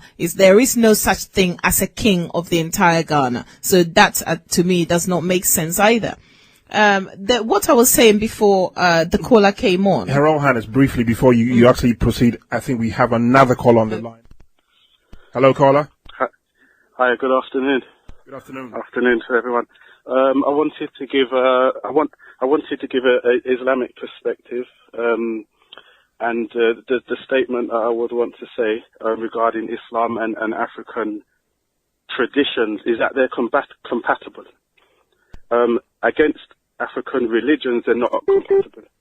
So my proof for that is that Islam. You have Muslims from Gambia or other parts of Africa, and they adhere to their traditions, their dress, the way they eat different foods and stuff. Islam accepts all of this. And what it doesn't accept is the actual polytheism. And I would love to ask and show how Islam is against polytheism, basically worshipping other than the one true God. So if I can have a chance to do that, if possible. Okay, I mean, we'll take your details and we could talk off air. But thank you very much for your call, and I'd have to go back to my guests who are actually seated in the studio. Brother Leader, would you like to come in? I mean, people have talked about African. Brother gone because I would.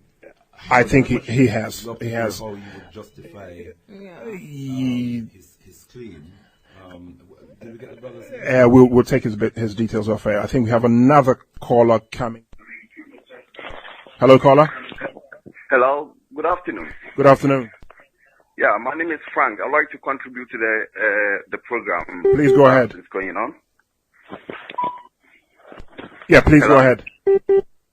Yeah. I'd like to say that what about with the concept of the African traditional religion vis-a-vis the Christianity.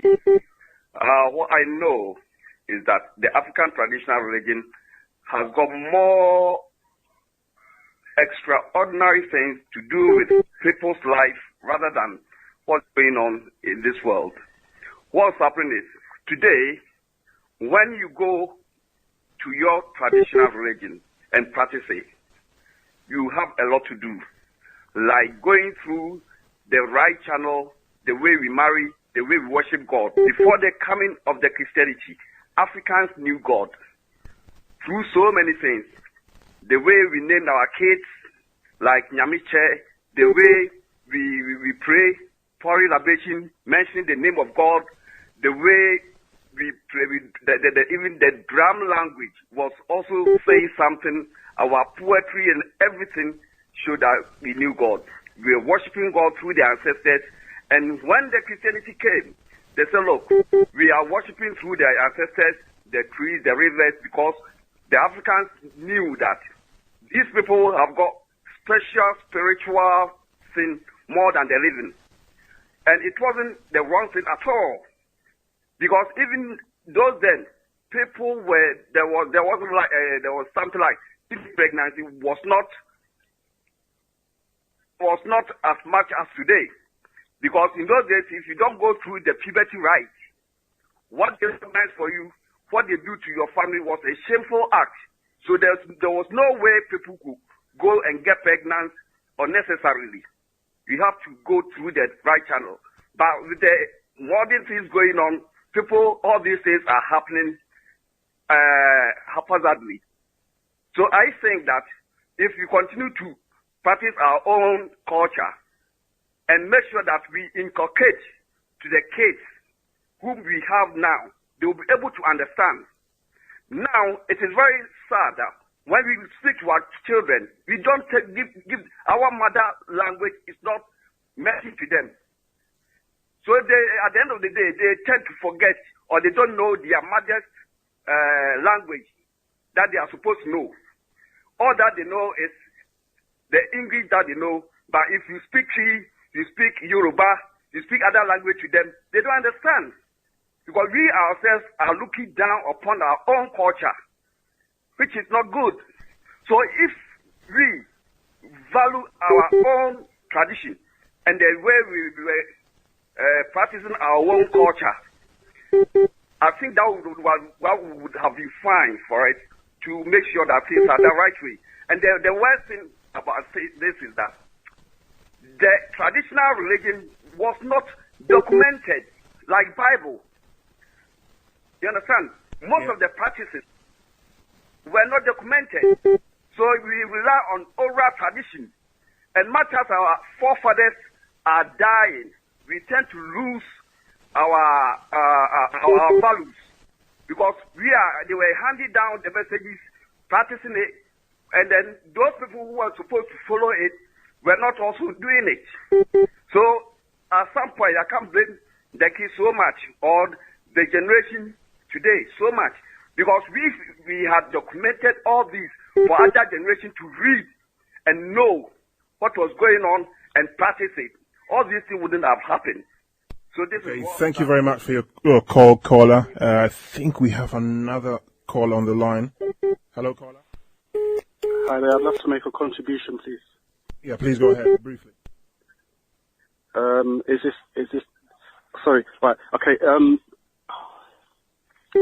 Basically, there's one God, and I think that can be agreed by everybody that there's one God.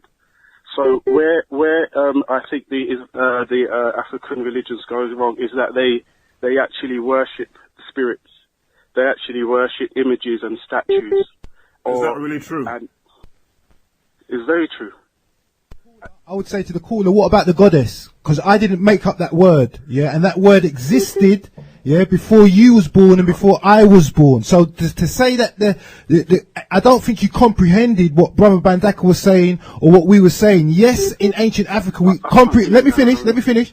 Yes, we comprehended, yeah, the one God concept, but we were manifestations of that one God concept. So therefore, being manifestation, having a part of the royal bloodline of the Most High inside of me makes me a God. Having a part of the royal bloodline of the Most High inside you, I breathed into you the breath of life and you became a living soul. And not everyone has a soul. Not everybody, hold on a second, brother. Not everybody has a soul. Don't think everybody has a soul. But you are adopting European principles because you are taking away from the female, okay? And in our ancient culture, we acknowledge, just as much as we acknowledge the prophet, we acknowledge the prophetess. Just as much as we acknowledge the God, we acknowledge the goddess, but they all came under having attributes of that singular divine entity and being. And that concept is lost in monotheistic religion, my brother. If I can come back, Darren, I mean, yeah, what you have, just very briefly, what you have likened here, you have likened God to the creation. Basically, you're saying that, or I think what you're saying is that God lives within the creation, and we have a physical connection with God. God is separate from His creation. The things that are godly are the creations cannot reach that level. We cannot create anything. All we can do, we can make something out of what is already created. So what we're saying here is that God, the level of God, and the reason why we worship Him alone is because He is not like His creation. We need man, we need woman. We have babies. God does not have babies. So why are we made in His image and likeness? Yeah? How can you say, why are we, hold on a second here, bruv. Why are we made in His image and likeness? You're saying, yeah, let me finish. The essence of what you're saying is that God is just a spirit, yeah? And that according to the writings, according to the Quran, according to the Bible, according to the Old Testament is not true. God is a physical entity, a spiritual entity, and a living soul entity. As they say, I am a spiritual being having a human experience in this body. So for you to say that God or the Most High or Allah subhanahu wa ta'ala is only a spirit being is not true according to the writings that have been left on the planet. Brother leader, come in briefly. Yes, 10-9, my beloved brother. What's your name, please? Sorry, sir. My name's Adil, Adil. It's an Arabic name that means justice. D-I-L, Adil. And are you African? Adil, yes. It's an Arabic name that means justice. Sorry, sir? Are you an African? I'm from African origin, no doubt. Oh, okay. Black man from Right. African origin. Okay. May I just pick you up on just a couple of points, and I want you to be as brief as I'm going to try to be. Okay? First and foremost, I think you said earlier on, when you called before, that Islam is compatible with African traditions, but not compatible with African culture. Is that what you said? Well, if I could just it's very difficult to hear, and if we can somehow speak a little bit louder, I would love to, Oh, can you hear me a bit better now? Yeah, I definitely can. Thank you. Okay. Thank you. I believe you said when you called before that Islam is compatible with African traditions, but not with African culture. Did I get that right? Not African religion as such. No, not really. The tradition, yes. Not the religion, no. Well, how do you separate the two? How do I separate? Because tradition is that which we pass from one generation to the next, and if we understand anything about African culture is permeated by its spiritual traditions and is totally inseparable.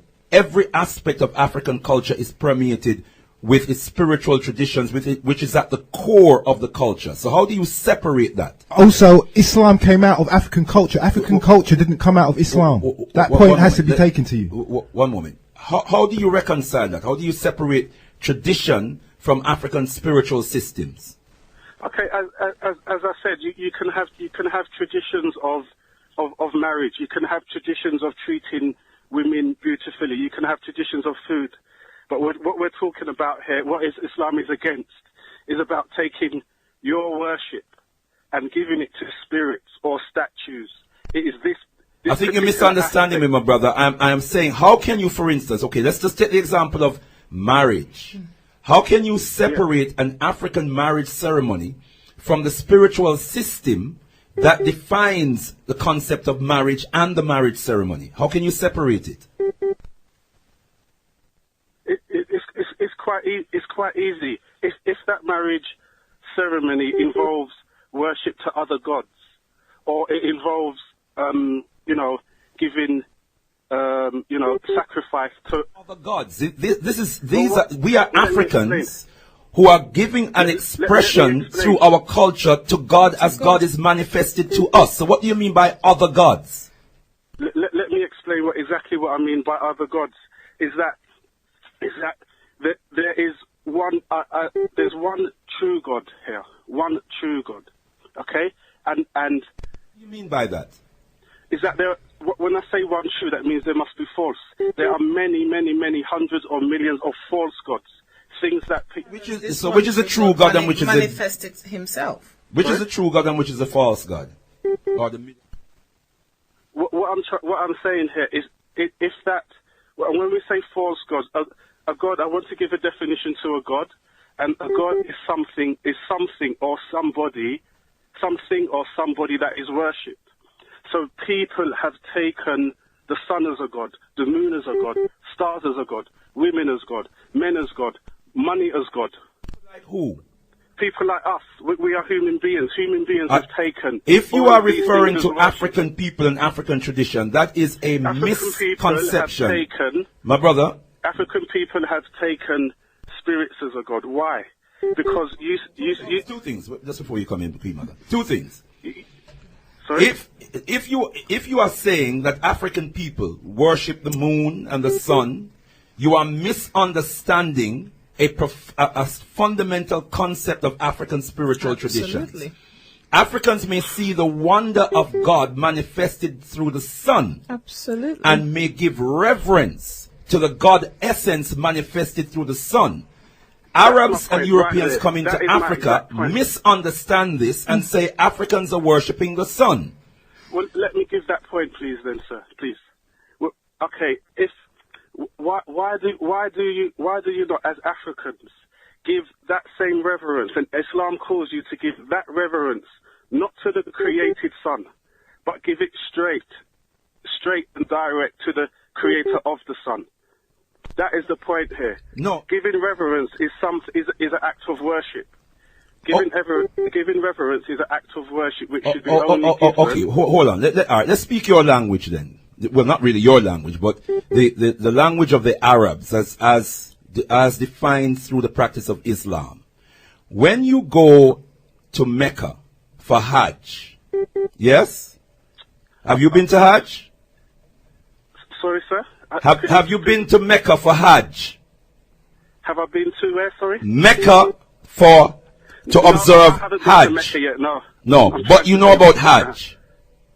No, I haven't, sir, no. No, but you know about it.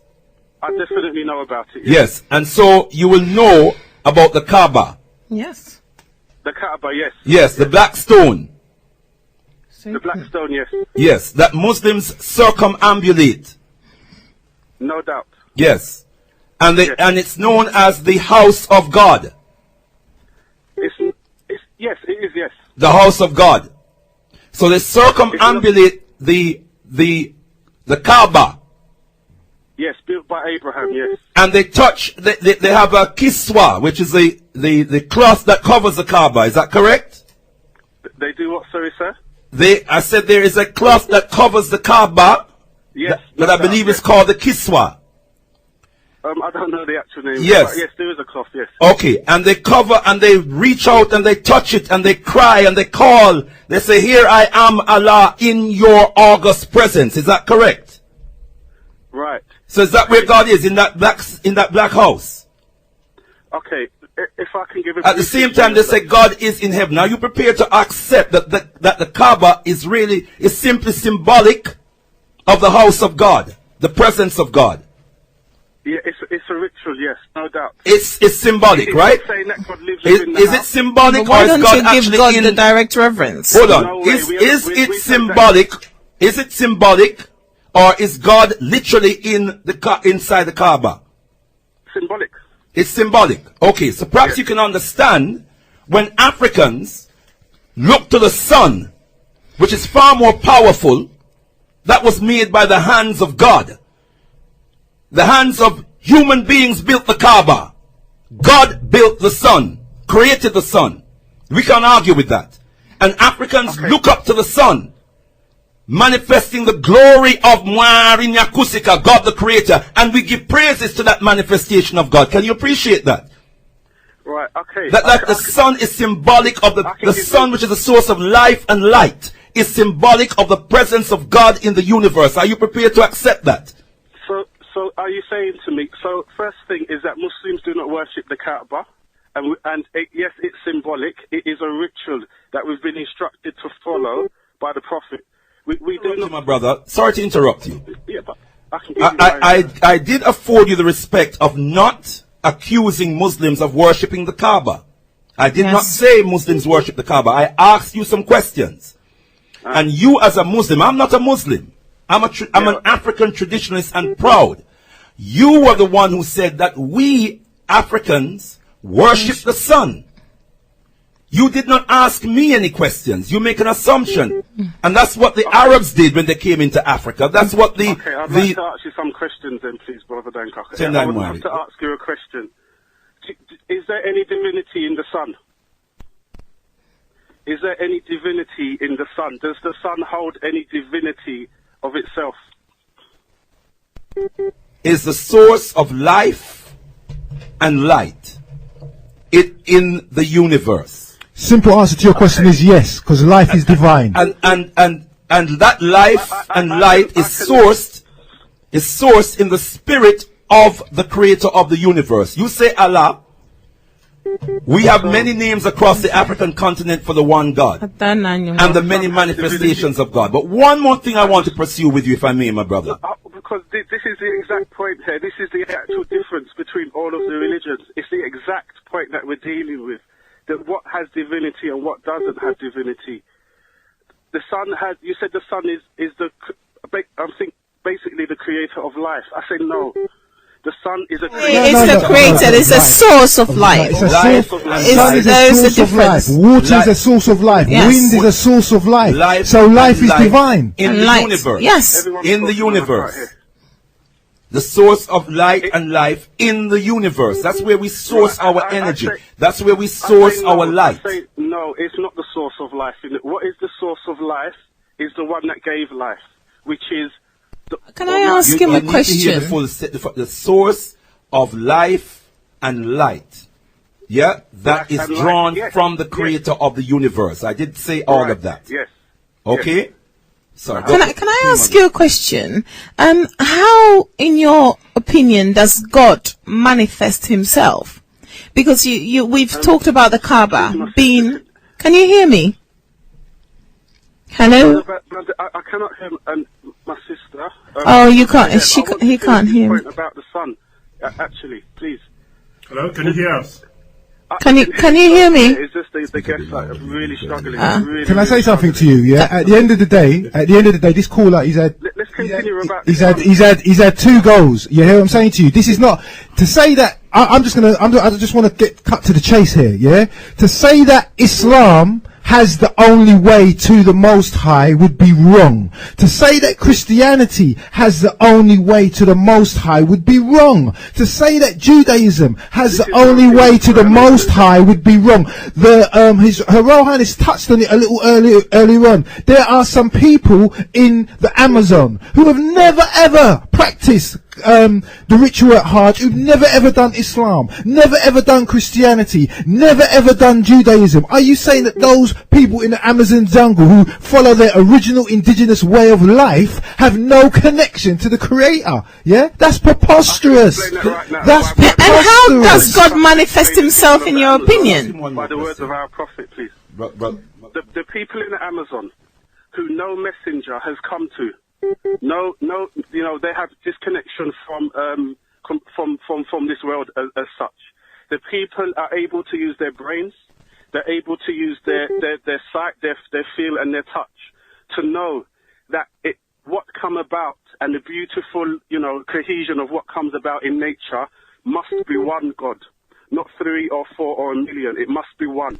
Yeah, but they're not doing it. They're not doing it in an Islamic. They're not doing it in an Islamic way. That's my point. My point is, brother. Yeah, you might be propagating an Islamic way.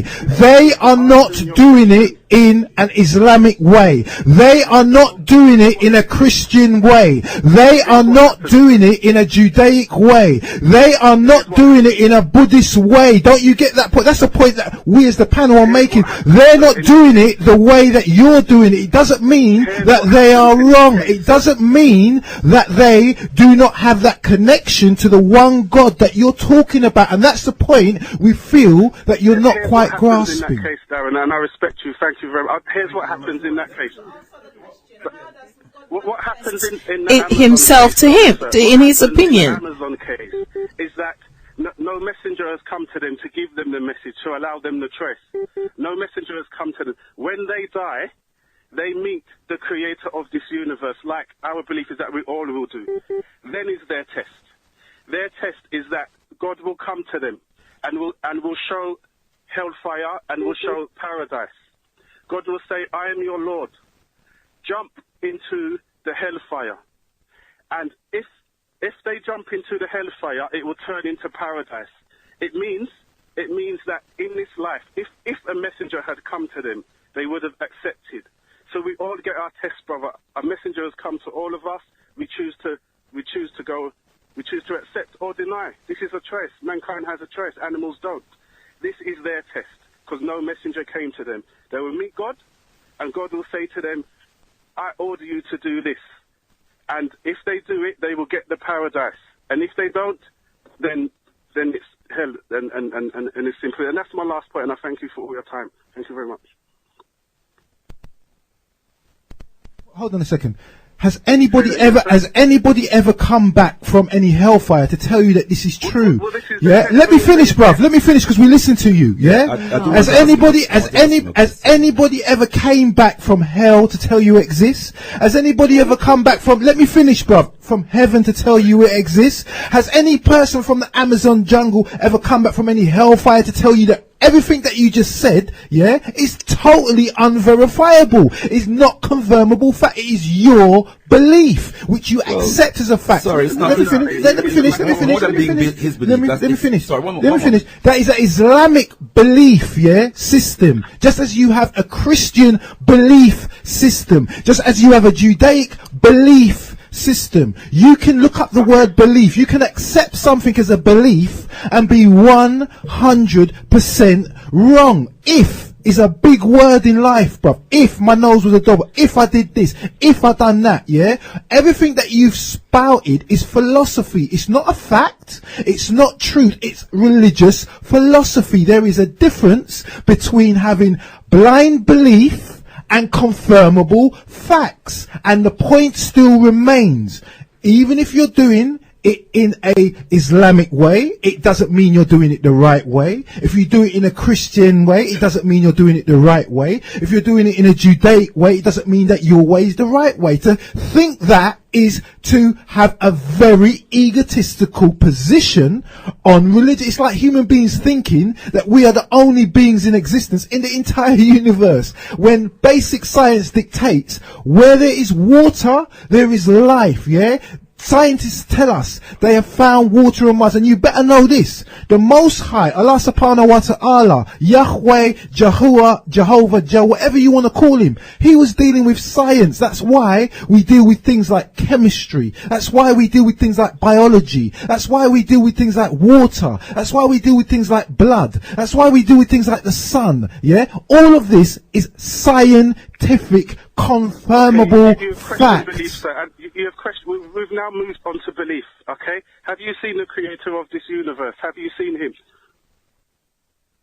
I'm in his image and I'm in his image and likeness. I only have to look in the mirror to see the creator. I only have to look at my mother to see the creator. I only have to look at the sun to see the creator. I only have to look at the wind to or feel the wind to feel the creator. I am in the image and the likeness of our creator. Qualities of a creator in you. Is this what you're saying? What we're saying. Hold on a second there. The creator reproduces. I've reproduced children. Yeah, that would be a creator. Yeah, at the end of the day. Yeah, if I have an idea and I manifest that idea, that is the physical manifestation of the creator. Yeah, according to the Quran, the creator used conjugal blood. Yeah, that would be blood, my brother. Yeah, that's scientific. Yeah, and he also used water, which would be sperm. Yeah, this creates life, my brother. At the end of the day, there is physical confirmation of the Most High, and we see that through nature. Now, this is not about your religion. This is not about total religious philosophy. This is how far we are removed from the concept of our original culture and traditions because of being westernized by Islamic traditions, because of being westernized by Christian traditions, because of being westernized by Judaic conditions. What about confirmable facts, things that you can touch, taste, see, feel, hear, and think? That promoted monotheism.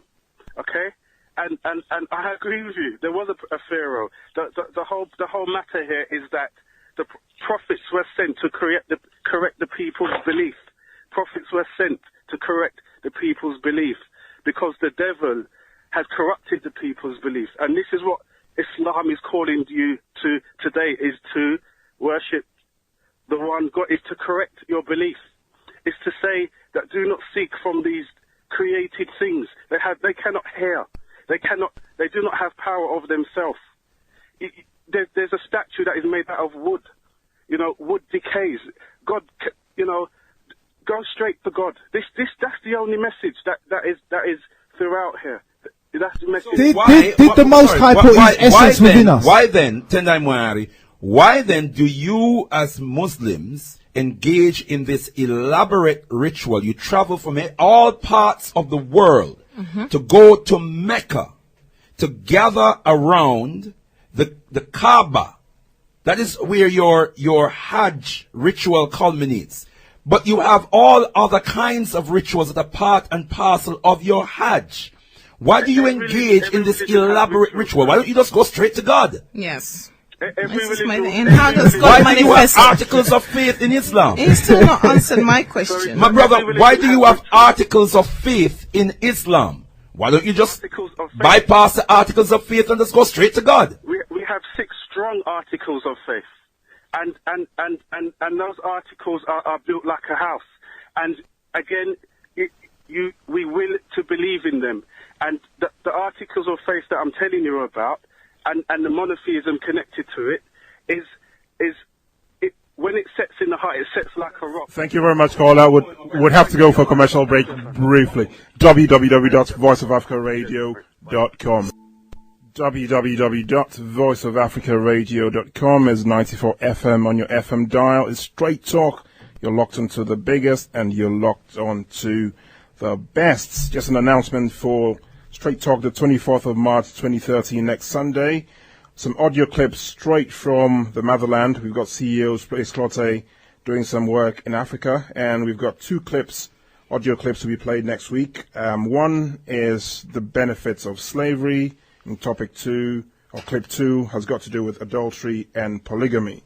So that's clip 1, to do with the benefits of slavery, and clip 2, to do with adultery and polygamy. And that's on Straight Talk, the 24th of March, 2013, next Sunday. Keep it locked and don't you touch that dial. I think we may have another caller on the phone lines are blazing. Hello, caller. Oh, hello. Good afternoon.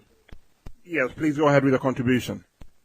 Yeah, I really give blessing to Mr. Darren, Kofi Ali. I love his call. Mr. Mbandaka, Her Majesty, and yourself, Kofi. Thank you very much. Yeah, that was an excellent call. I'm going to be brief. I'm going to pick up 2 or 3 points, very briefly. When I was living in New York, there was a program called Like It Is, ABC, and Dr. Ben and Dr. Clark used to come in there, and he had a mother, father, child, totally black. And I was watching the new Pope, and behind, there was a black Madonna, a black mother, a black father, and a child. And Dr. Clark, I was preparing at the time to do a master at Howard in the African Studies department, and he said, "Hey man, there's no such thing as heaven and hell. That's a recent modern European concept. In our African tradition, we just have to know the difference between right and wrong." And we going back to, for example, Azar Aset, Nehru, and how, for example, his half-brother, Set, where the word Satan comes from, for example. And I'm going to be brief.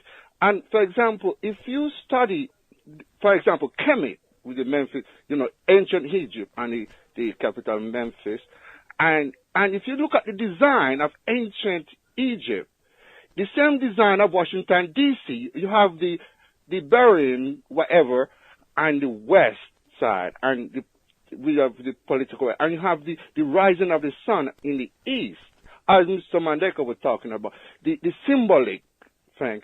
And it's this kind of conversation, I can't really get too much, but I just want to get, it was excellent, the strategic and excellent response to that gentleman, because, as like Marcus Garvey, as a race, and this is what the sister was saying, we have to, people who like, I was listening to Muta Baruko, not even yesterday, talking about J.A. Rogers, and he spoke about when he met Ethiopia, the empire. He said he met the perfect. That's showing how we you know, he said, when we were in school, when I was like in Jamaica going to school, the lady was talking about Martin Luther King. I didn't realize who Martin Luther King till I was studying, went to university in America.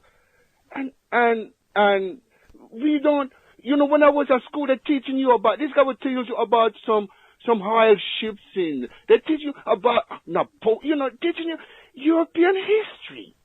That's even today, young children, I'm trying to be a mentor to a lot of young boys, 13, 14, they just get kicked out of school. They don't teach, and it's not, I can't say they. We at the stage now where we got to stop using excuses. We need to bring up the term like people keep mentioning the Jews in Stanford and all that. We need to get control of the education of our future generation, yeah? I just want to say that. I really enjoy the program and have a nice afternoon. Thank you very much, caller, and thank you very much for your message, your thank words. You. That was a beautiful, beautiful call, Kofi. Yeah, I'd like to big up all the Facebook crew as well, because it seems like this program is all over Facebook at the moment at this present time as well. Yeah, a lot of people are saying, "Oh, you got to listen to Voice of Africa 94 FM." So big up to all the crew. We did tell you it was going to be a hot program from part one. Yeah, I just wanted to go back to a deal. I don't want nobody to think we was having a go, you know, but if you listen to his reasoning, which we define in this, there was a lack of reasoning. As the last caller just said, these modern religious concepts, yeah, when you take it back to ancient Egypt, yeah, I said to Adil in the first program, yeah, I said to him, I explained to him, yeah, the Quran tells you in Surah chapter 2, yeah, you look in Surah chapter 2, it tells you to follow the religion of Abraham. As he mentioned, the Kaaba was built by Abraham, who the Muslims call Ibrahim, and his son Ishmael, okay? The very word Kaaba, yeah, type it into any Google search engine. You know what it will take you back to? Yeah? An ancient Egyptian concept of the soul. That's in any generic encyclopedia. You go into Wikipedia, you go into Britannia, yeah, it will tell you the Kaaba, yeah, it is a definition of ancient Africa coming out of ancient Sudan, coming up from the Ayuta, who became your tribe of Yehuda, and it defined soul, ba, and spirit. That's what it defines. So it shows you that the principle that Islam is following is an ancient African principle. Henceforth, why I said Islam came out of ancient African traditions, because the very fact that you've got Muslims making a pilgrimage to Hajj to worship, yes, they do worship a ritual in which they worship a black stone called the Kaaba. That word is not Arabic. It's not a Semitic language. It takes you back into ancient Egypt. Don't believe what I'm telling you. We're in the information age. Like I says, type K-A-Ba into any search engine and it will take you back to ancient Egyptian religion for the soul and the spirit, which is Africa. Yeah, simple. These things are confirmable. Yeah, Darren, thank you very much. I believe we may have another call on the line. The phone lines are blazing. Hello, caller. Hello, is that me? Yes, that's you. Greetings. My name is Shakara, calling from East London. Greetings, Shakara. Greetings. I just wanted to say, first of all, this is a fantastic show, and I've enjoyed listening to it. Give thanks to all your guests in the studio.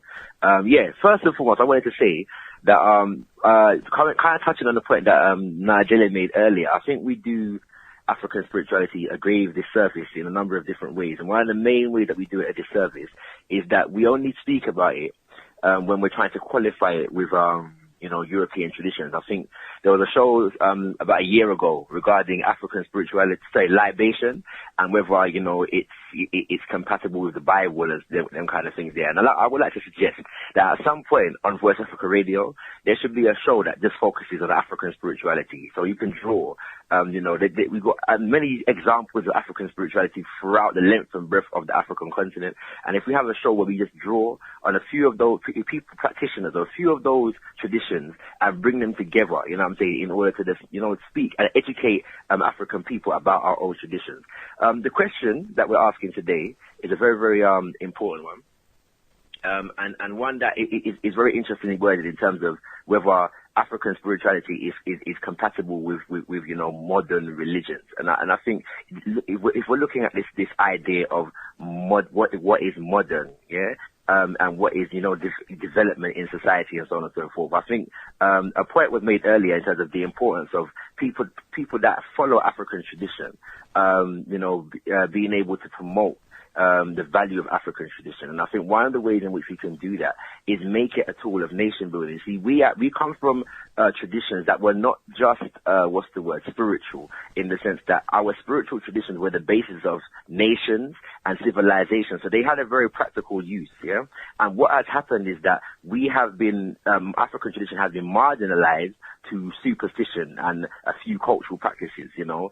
You pour some water here, you know, you drink this, you say these words, yeah. What we need to do is make it a part of our education system, a part of our development. So we need to teach, we need to teach science, math, you know, and philosophy, you know what I'm saying, using our own languages, pertaining to our traditions as a way to educate. Therefore, we use it as a nation building tool. And that's one thing I want to say. The last thing I want to say is around this concept of worship, because what happens is that people that come from religions can only qualify, their, you know, what is right and wrong according to God, but via a book, yeah? Books are written by men, yeah? God doesn't write books.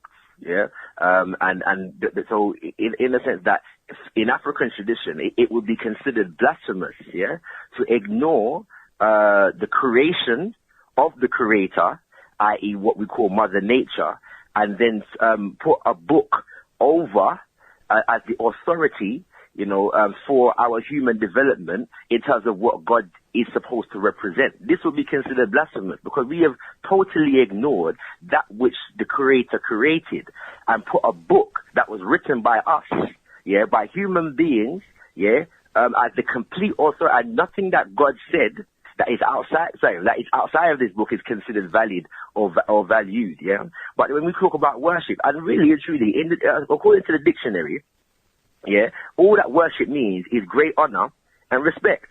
Yeah, great love and admiration or adoration. That's what it means. Yeah, literally speaking. So, you know, the connotation is that we could only worship the God because we put it in a religious context. But we can give great honor and adoration to anything. My father is in the studio.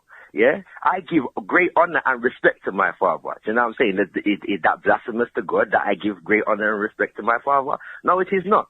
You know what I mean? So we need to define all of these terms. But like I said, I would like to see a show where, on Voice Africa Radio, where we're just able to talk about African spirituality and educate each other about African spirituality. Thank you. Thank you very much. And yeah, briefly.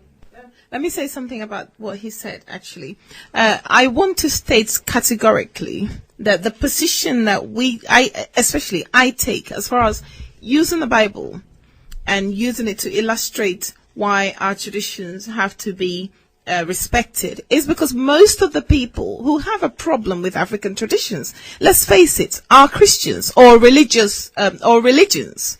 So from my perspective, I wasn't brought up with the Quran as my religious tradition. Mm-hmm. I was brought up with the Bible. Therefore, it is what I know.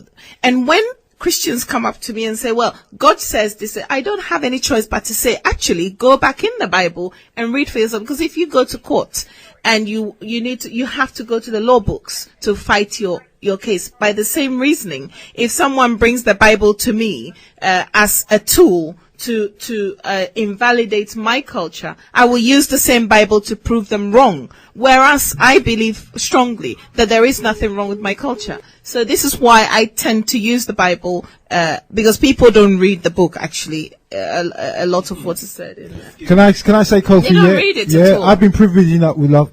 With religion, you're taking a short walk on a long path. Yeah. What do we mean when you're taking a short walk on a long path? Yeah.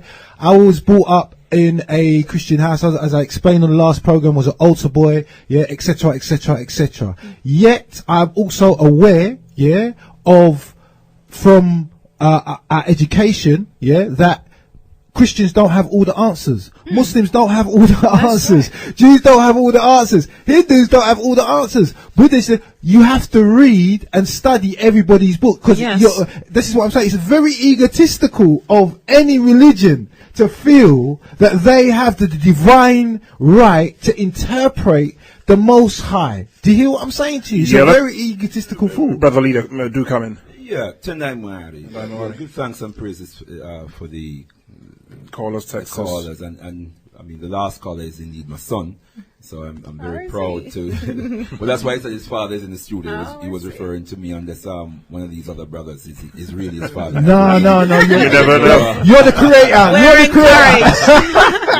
We're encouraged by that. For the last 27 years, I've been thinking I'm his father. So I assume it he was. Yeah, you're the creator on that one. But I want to say that the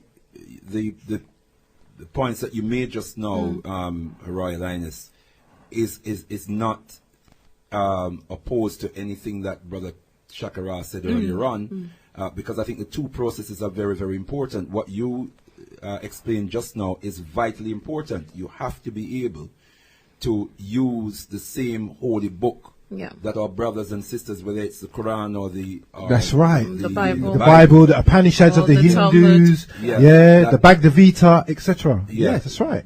Whatever it is that they use as their spiritual frame of reference, to send them back into it to unravel their un-African and anti-African thinking. Absolutely. You know, earlier on we talked about Joy Leary post-traumatic syndrome concept, and we talked about Stockholm syndrome that we're suffering from as a result of being enslaved and conquered. Before Joy Leary, we had Frantz Fanon, who talked about the psychopathology of colonization. We don't factor that in enough. What damage has been done psychologically and emotionally to African people that we have transmitted transgenerationally, that make us, and when Fanon taught in Fanon's analysis, he talks about the psychopathology of colonization, and one of the symptoms being self-alienation. Self-alienation. And this kind of wrapping our souls around not just alien religious concepts, but alien religious concepts that were imposed on African people to conquer and control African people is a sickness. It has to be seen and understood as a sickness. You listen to the brother earlier on, and I'm not being disrespectful. Adil, I think you said. Love the brother, and the brother exudes a very beautiful spirit. But I found that our brother was not hearing us. I found that my brother wasn't able to reason. What he did was regurgitate his belief system. And he regurgitated it well. But he was so closed. He was so locked. That's what I would say. He wasn't prepared to open his mind. He was not capable of even hearing, because at the point at which he condemned us allegedly praying to the sun and the moon, and we brought him back to the fact that in his religion there's a pilgrimage that brings them to an object called the Kaaba, which means the black stone. Where the word Kaaba came from, ancient Africa. This is what we say, No, the sun. You can be anywhere in the world, and you get sun. See the sun. You have to travel to Mecca, to this particular point, to see the Kaaba, the house of God, as they define it in the religion. A physical entity. The point at a physical entity. Okay. Bear that in mind, not a spiritual. That is said to be the hands of God. And when we asked him now, I tried not to disrespect my brother by making any assumptions. He was very respectful, actually. Yes. I asked him. I asked him to confirm that in the Islamic teachings, the Kaaba is the house of God. I asked him whether this was symbolic or literal. Is God actually inside that stone structure? Or is it symbolic? The brother said it's symbolic. At that point, our brother, something should click in our brother's mind. How can you condemn someone? How can you condemn Africa for having the same symbolism, metaphors, algorithm? That we are closer to God. Whatever criticism you may make of the African, we're closer to God by reverencing forces of nature made by the hands of God, indisputably. Living. And that's the heart and soul of African spirituality. That to the African, God is the totality of the universe manifested in all that is. Absolutely. So God is in me, God is in you, God is in the earth, God is in the heaven, God is in the trees, in the sun, and in the water. The glory of God. When the African picks the fruit from the tree, the African is receiving food from the hands of God. And he says God lives here. So we have to reverence. We have to reverence the tree before we pick the fruits. Now the fool of an Arab and the fool of a European come to Africa and see us reverencing the tree, because that's where we access our food. You see. So we see the presence of God in that tree. And so we reverence the tree, and then we pick the fruit. And that fool says we're worshipping the tree. As if the African don't know that the tree has a root that is in the earth, that is connected to all of the forces of the universe. Absolutely. As if we don't understand that, as if we don't know that as African people. And they want to confine our spiritual thinking to a book. To a book. I don't care how many pages the book has. You can't exhaust the meaning and the glory and the majesty of the creator of the universe in any one book. And Brother Mbandaka, that in itself could be described as an act of blasphemy. Absolutely. And to confirm what you're saying, if we think like that, then we have to then accept that after the book was written, God stopped speaking.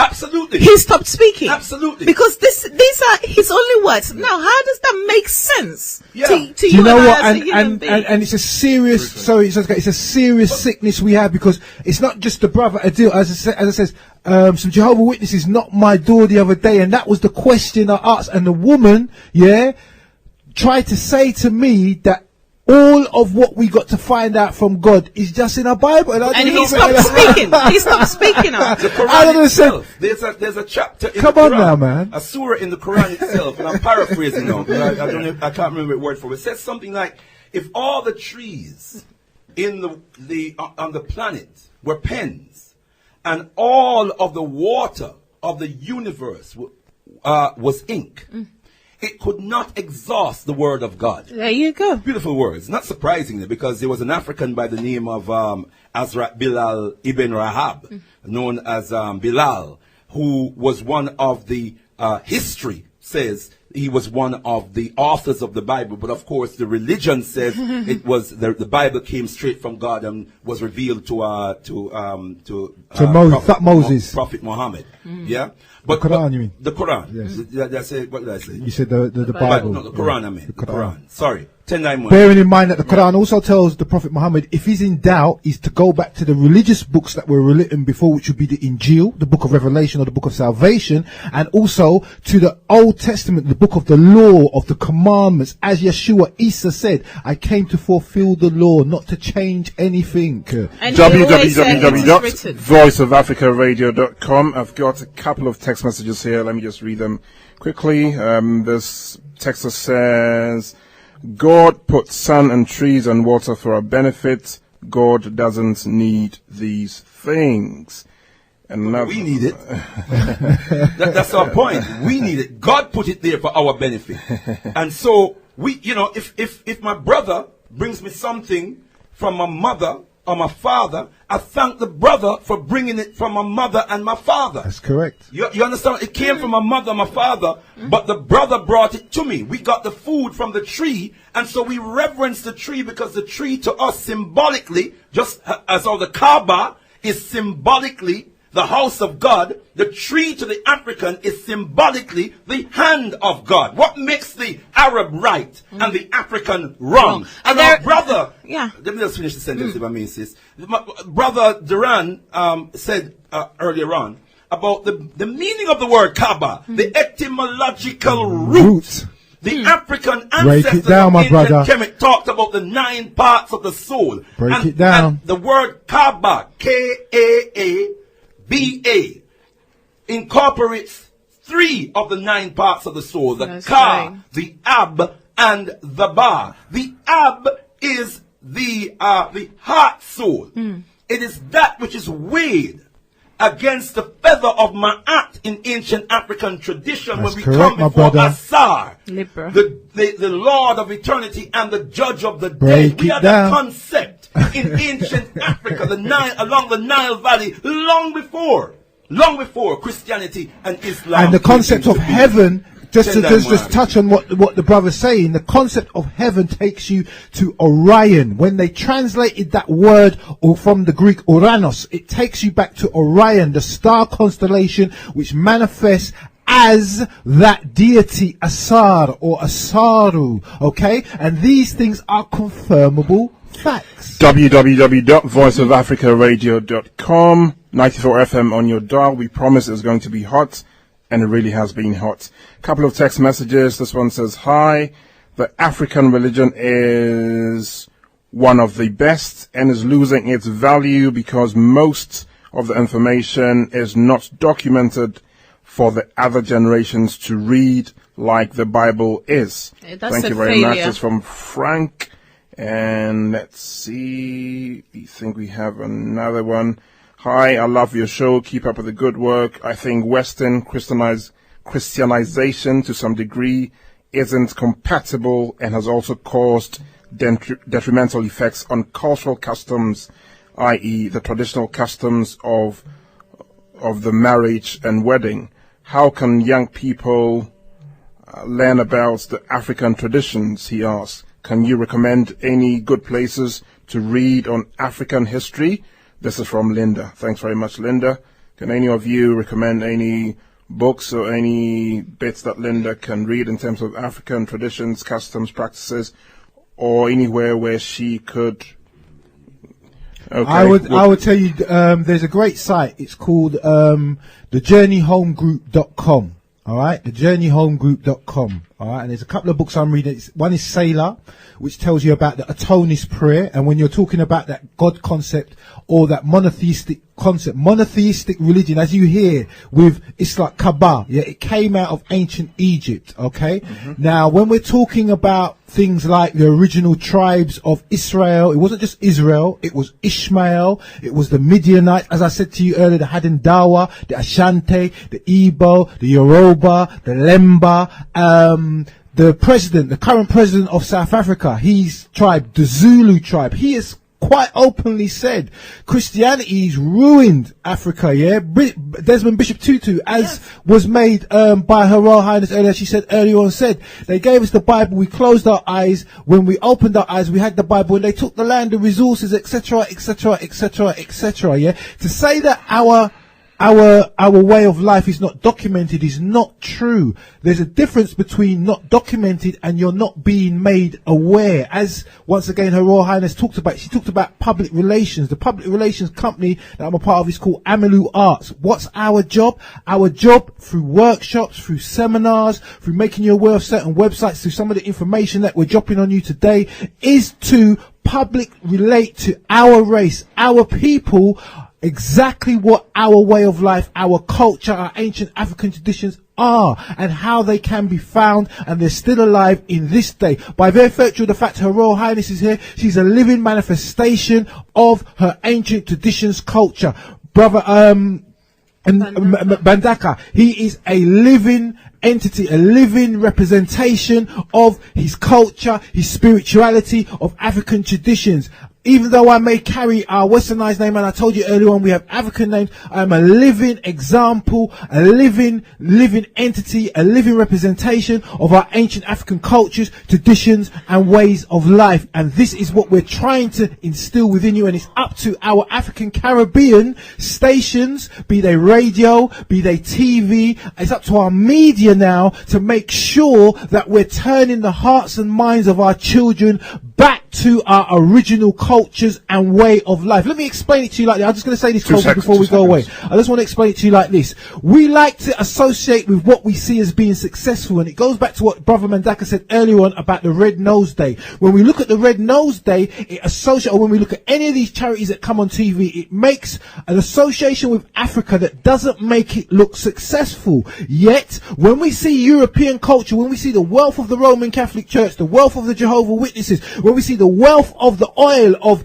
Arab Islam, when we see the wealth of the Chinese Buddhists, we as human beings naturally want to be associated with that success and achievement. In order for us, our race, our children to be associated with our success and achievement, we have to see ourselves as successful. We have to see the manifestations of our great kingdoms. We have to make our children know about the fact that all of these modern so-called successful looking religions actually came out of the success and the creation of ancient African www.voiceofafricaradio.com, 94 FM on your dial. You're locked onto the biggest and you're locked onto the best. It's Straight Talk, 17th March 2013. I've got a couple more text messages here.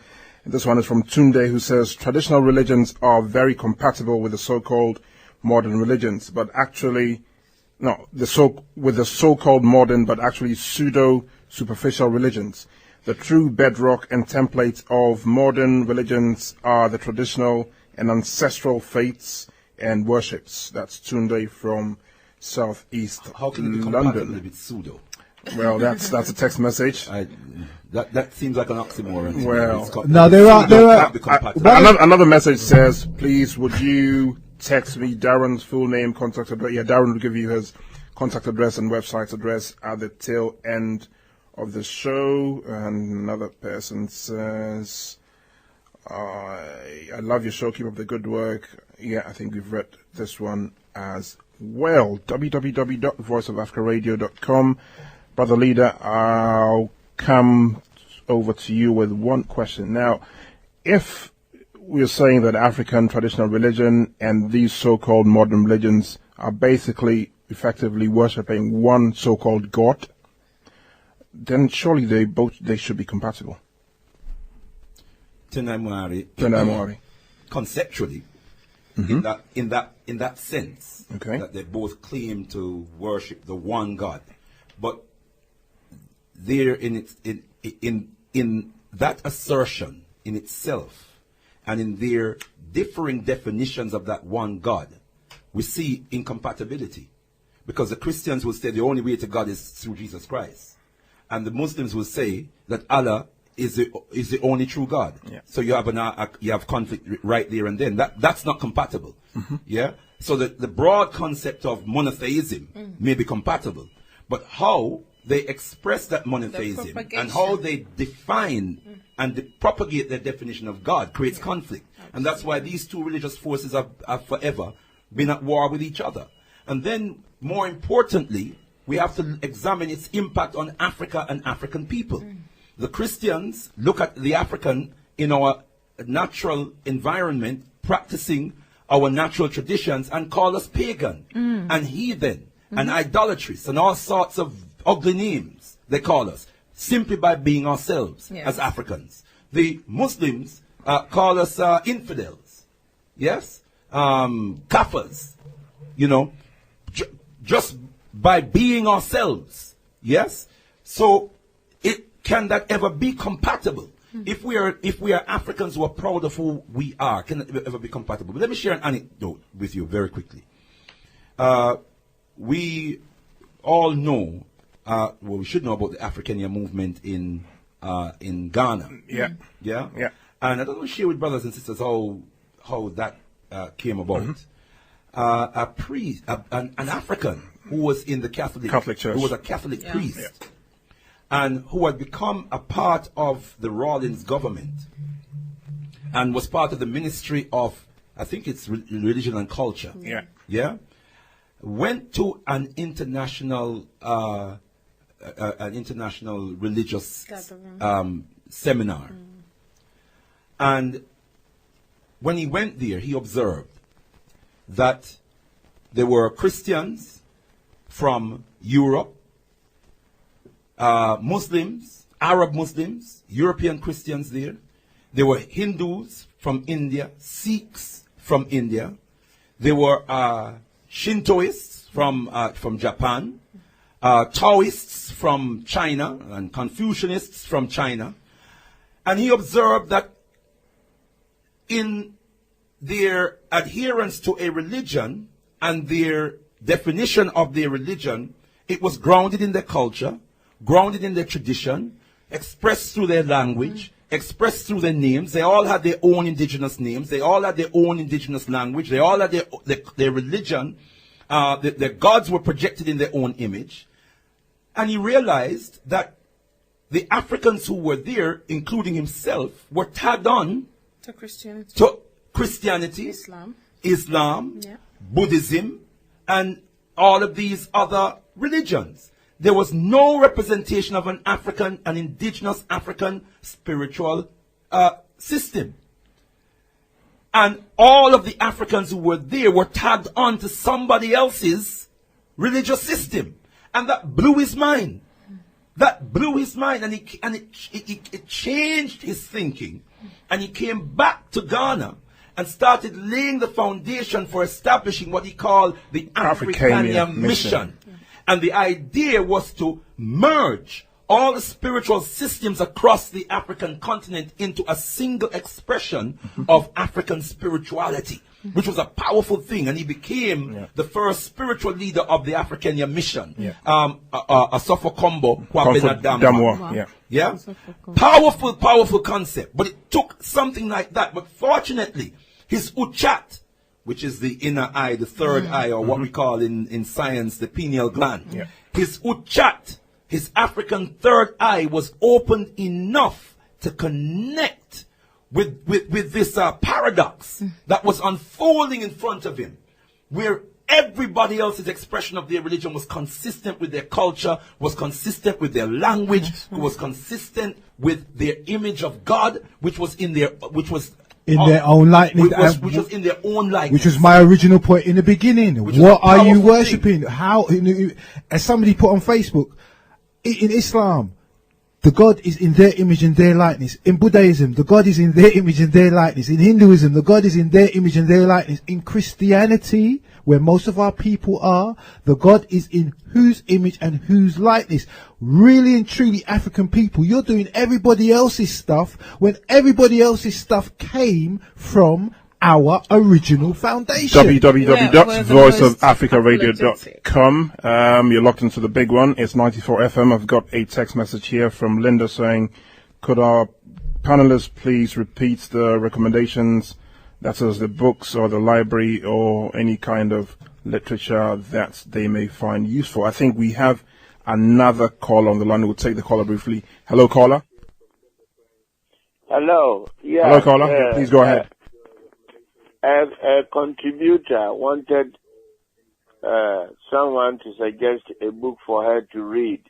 Yes.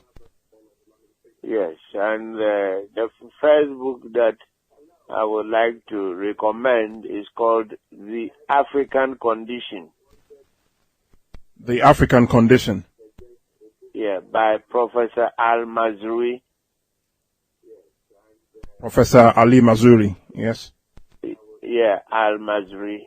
And the second one is called Topics in West African History. Okay, she's listening, so I'm sure she's taking down the notes.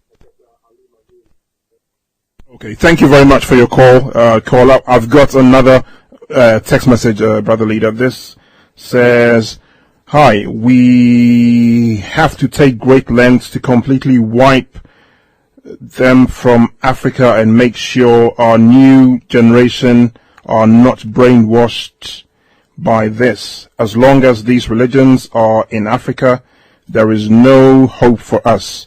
And if war is a necessity, then so be it. This is Segun from Croydon, and he's the author of Black Egyptians. I think that's some kind of literature for Linda, if Linda's listening. I think we have another text somewhere. I think we've read this one. I think that's another text. Yeah, I think we've read this one as well. www.voiceofafricaradio.com, 94 FM, time check. It's about 20 minutes to the top of the hour, 2 o'clock. So we'll be rounding up very shortly. Basically, just to ask one or two questions. I'll ask all my panelists. Now I have a couple of book titles here. Yes, please go on. Linda, if you're listening, Brother Leader has got some titles, so do get your pen ready. Now, Tendai Mari, I don't know if some of these books are still in print because I'm an old hat. I've been at this for a long time, 30 years. And I bought this book some 20 odd years ago. It's called Facing Mount Kenya by Jomo Kenyatta, and it's about Kikuyu tradition. Yeah, because Jomo Kenyatta was from the Kikuyu tradition. Okay. Now I've been advised by other Kikuyus that it's not necessarily pure, but it's a very useful book to read to help us to begin to understand one aspect of African tradition. I've got a book here called Anthem of the Decades by Mazisi Kunene. A Zulu epic dedicated to the women of Africa. It's a very good, very interesting book to read. Somehow I feel this book is out of print. I bought this book nearly 30 years ago. But there's a piece in it, if I get the chance, there's a piece in it I would very much like to read. So brothers and sisters will understand the high culture and deep thought that comes out of African philosophy and African tradition. Can I just, as I say to Linda, there's a couple of books. These are not ancient. These are brand spanking new. I gave you a website, Journey Home Group. There's another one called the Holy Coptic Church, .org. Okay, there's 2 books I'm currently reading, which are great books, and 3 in fact. The other one I didn't bring in. One is the original books of the Bible.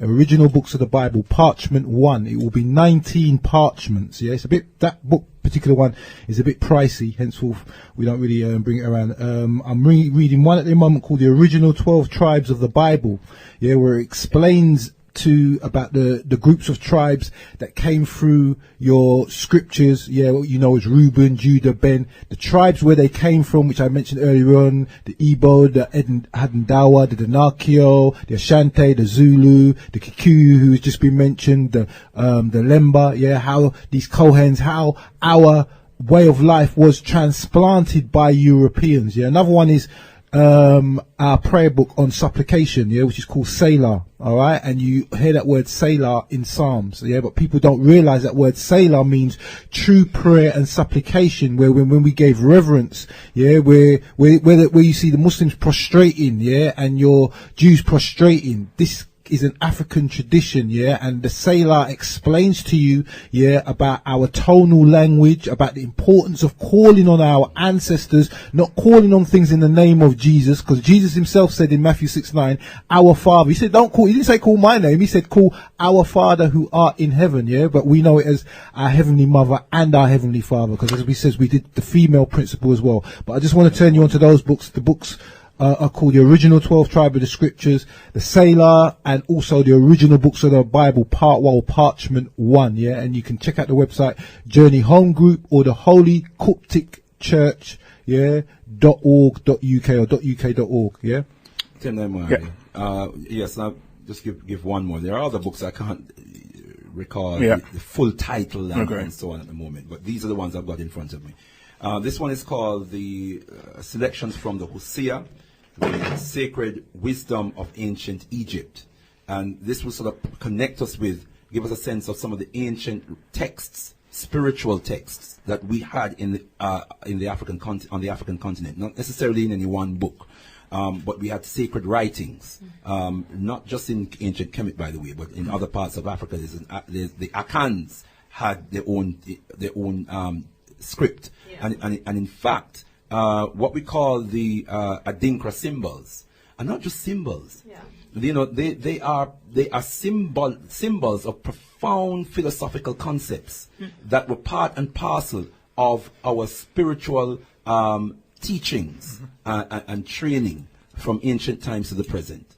www.voiceofafricaradio.com, 94 FM on your dial. It's just about 1:45. I've got a text message from Kwame E15. He says, greetings, the Voice of Africa family. I totally agree that it is about time that Africans should decide our own realities, whether it is spiritually, socially, politically, economically, and justly.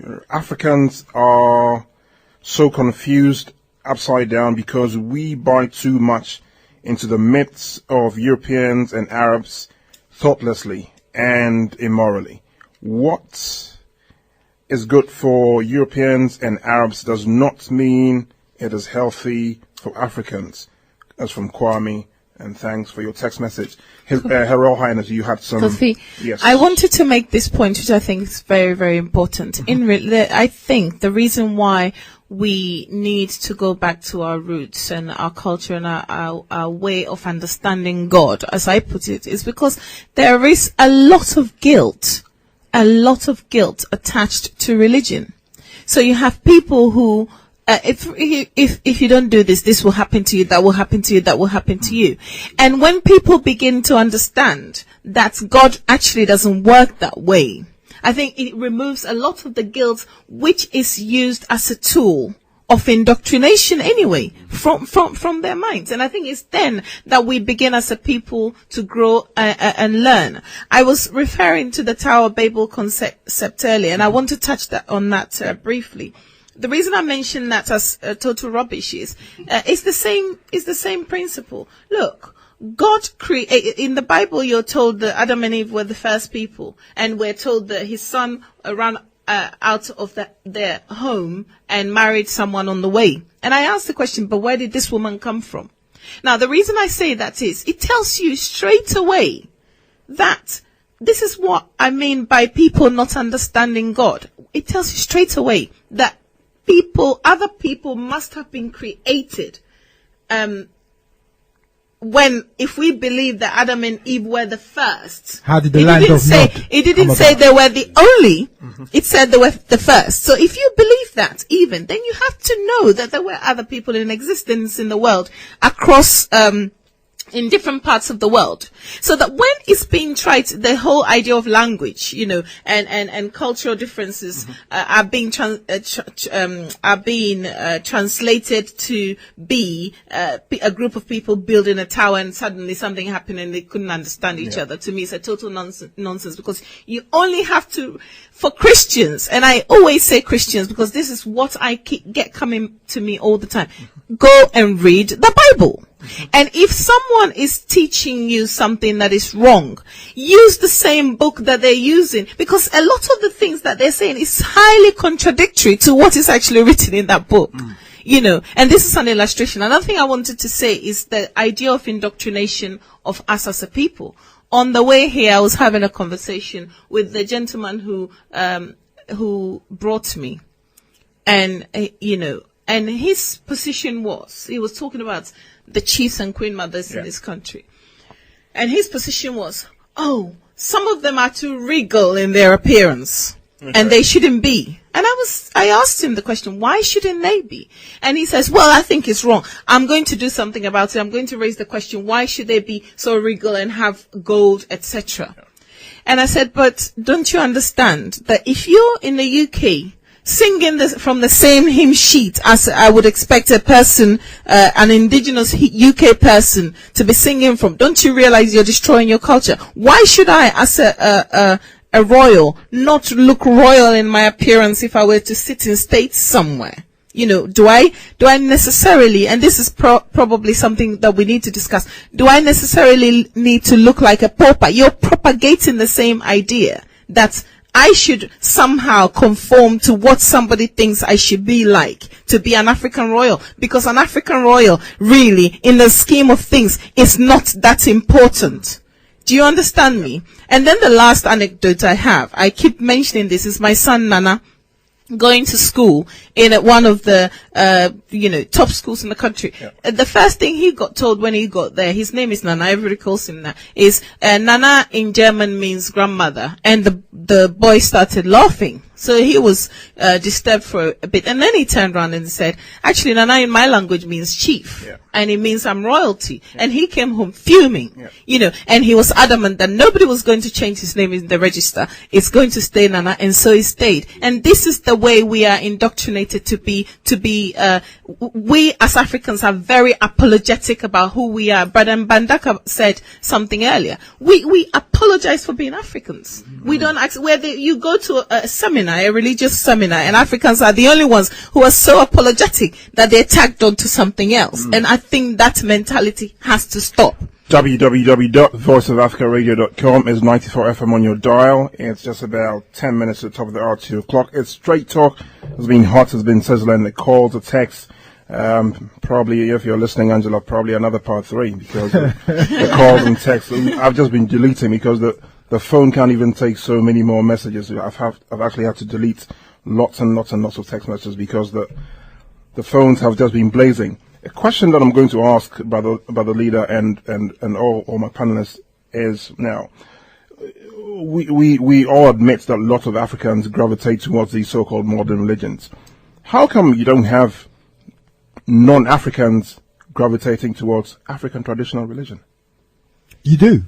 Well, you do. Can I just say that from an academic perspective? Yeah, you do. What we find, what we're not made aware of. Yeah, what we're not made aware of. Anything that the European needs to find out, they will submerge themselves in our way of life, our cultures for 10, 15, 20 and 25 years. If you take it from a traveling perspective right about now, if you go on any plane, going to Dar es Salaam, going to Lagos, going to Nairobi, going to Johannesburg, the plane is filled with Europeans. They're going to Africa. At this present time, the psychology that's being utilized is to make us ashamed and not want to connect back to Mother Africa, so the Europeans and the Arabs who are over there buying up the land, investing in the resources, can make room for themselves on our home continent. So at this present time, as much as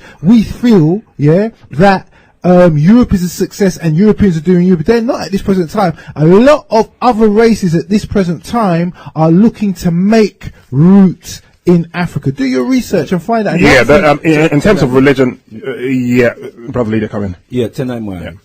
If they were not magneted to African traditions, they would not have a Christian religion. They would not have a Judaic religion. They would not have an Islamic religion.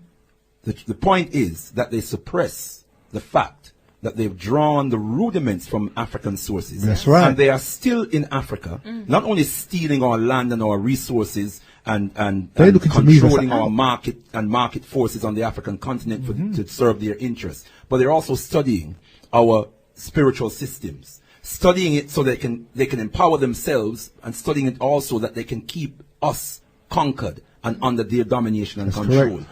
So going forward, how can Africans, assert ourselves religiously, and how can we?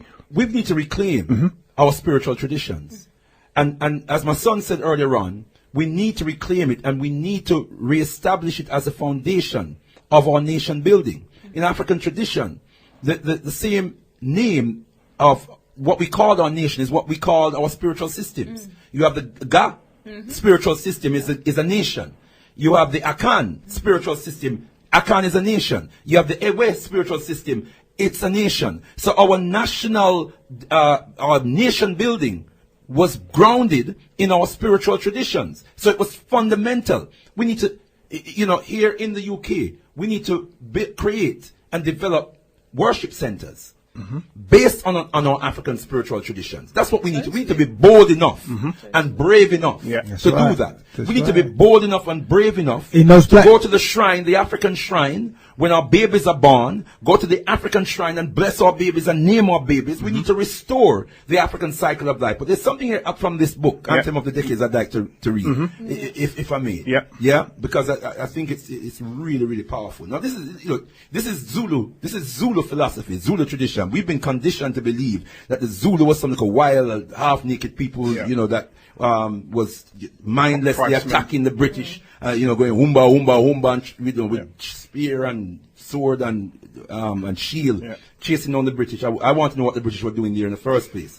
But this is just a piece of Zulu philosophy from the book Anthems of the Decade, and this is in the introduction, and Roman numeral 22, page Roman numeral 22.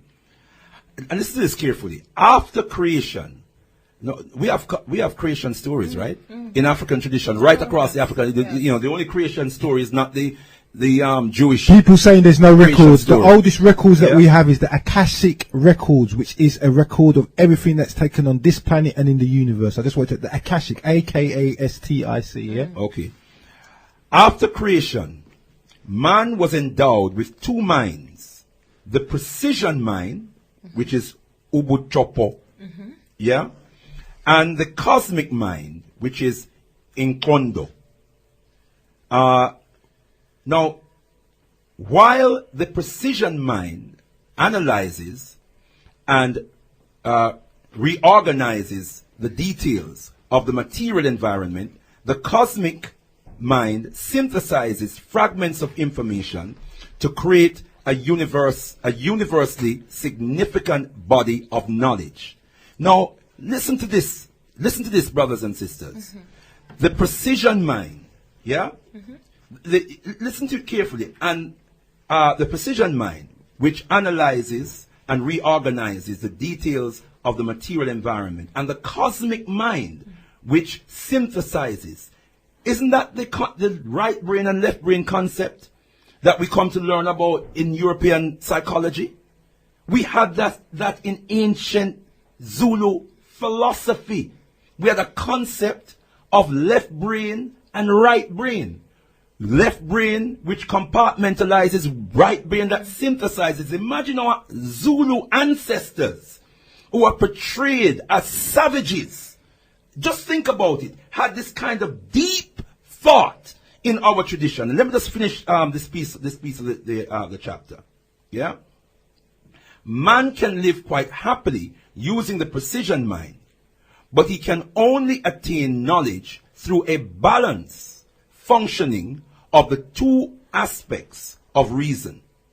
At the highest point of reasoning, significant units of information merge with universal concepts pulled together by a unique form of intellectual power known as Ubuklanani. Yeah?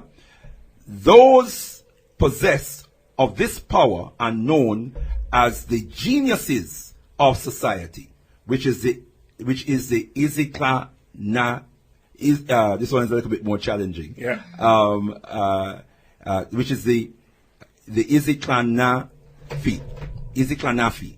Yeah. And if I've mispronounced it, may the ancestors forgive me. But I just want to emphasize to brothers and sisters that we had these concepts of high spiritual and intellectual attainment in our culture, in our philosophy, in our pure African thinking. And what has been done is that the Europeans and the Arabs have invaded, they have conquered, and they have done wanton damage to the minds and to the traditions and philosophy of our people. And is when we reclaim this that we will become empowered again. www.voiceofafricaradio.com is 94 FM on your dial. You're logged into the biggest one. You're logged into the best.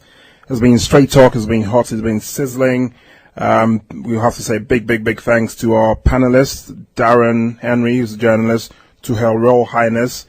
Let me get the name right. Tsotsoo the first.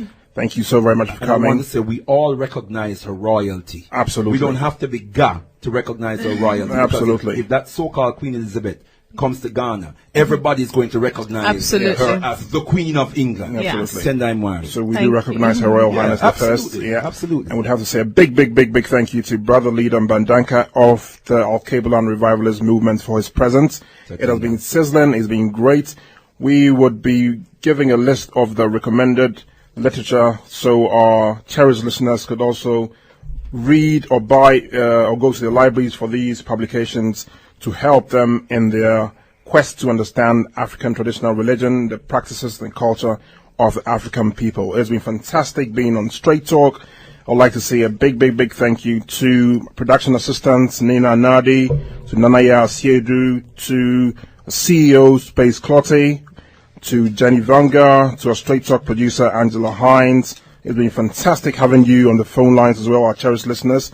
Thanks for all your text messages as well.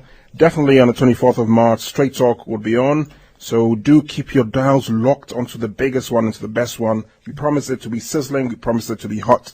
It has been Voice of Africa Radio, 94 FM. Keep your dials locked onto the big one.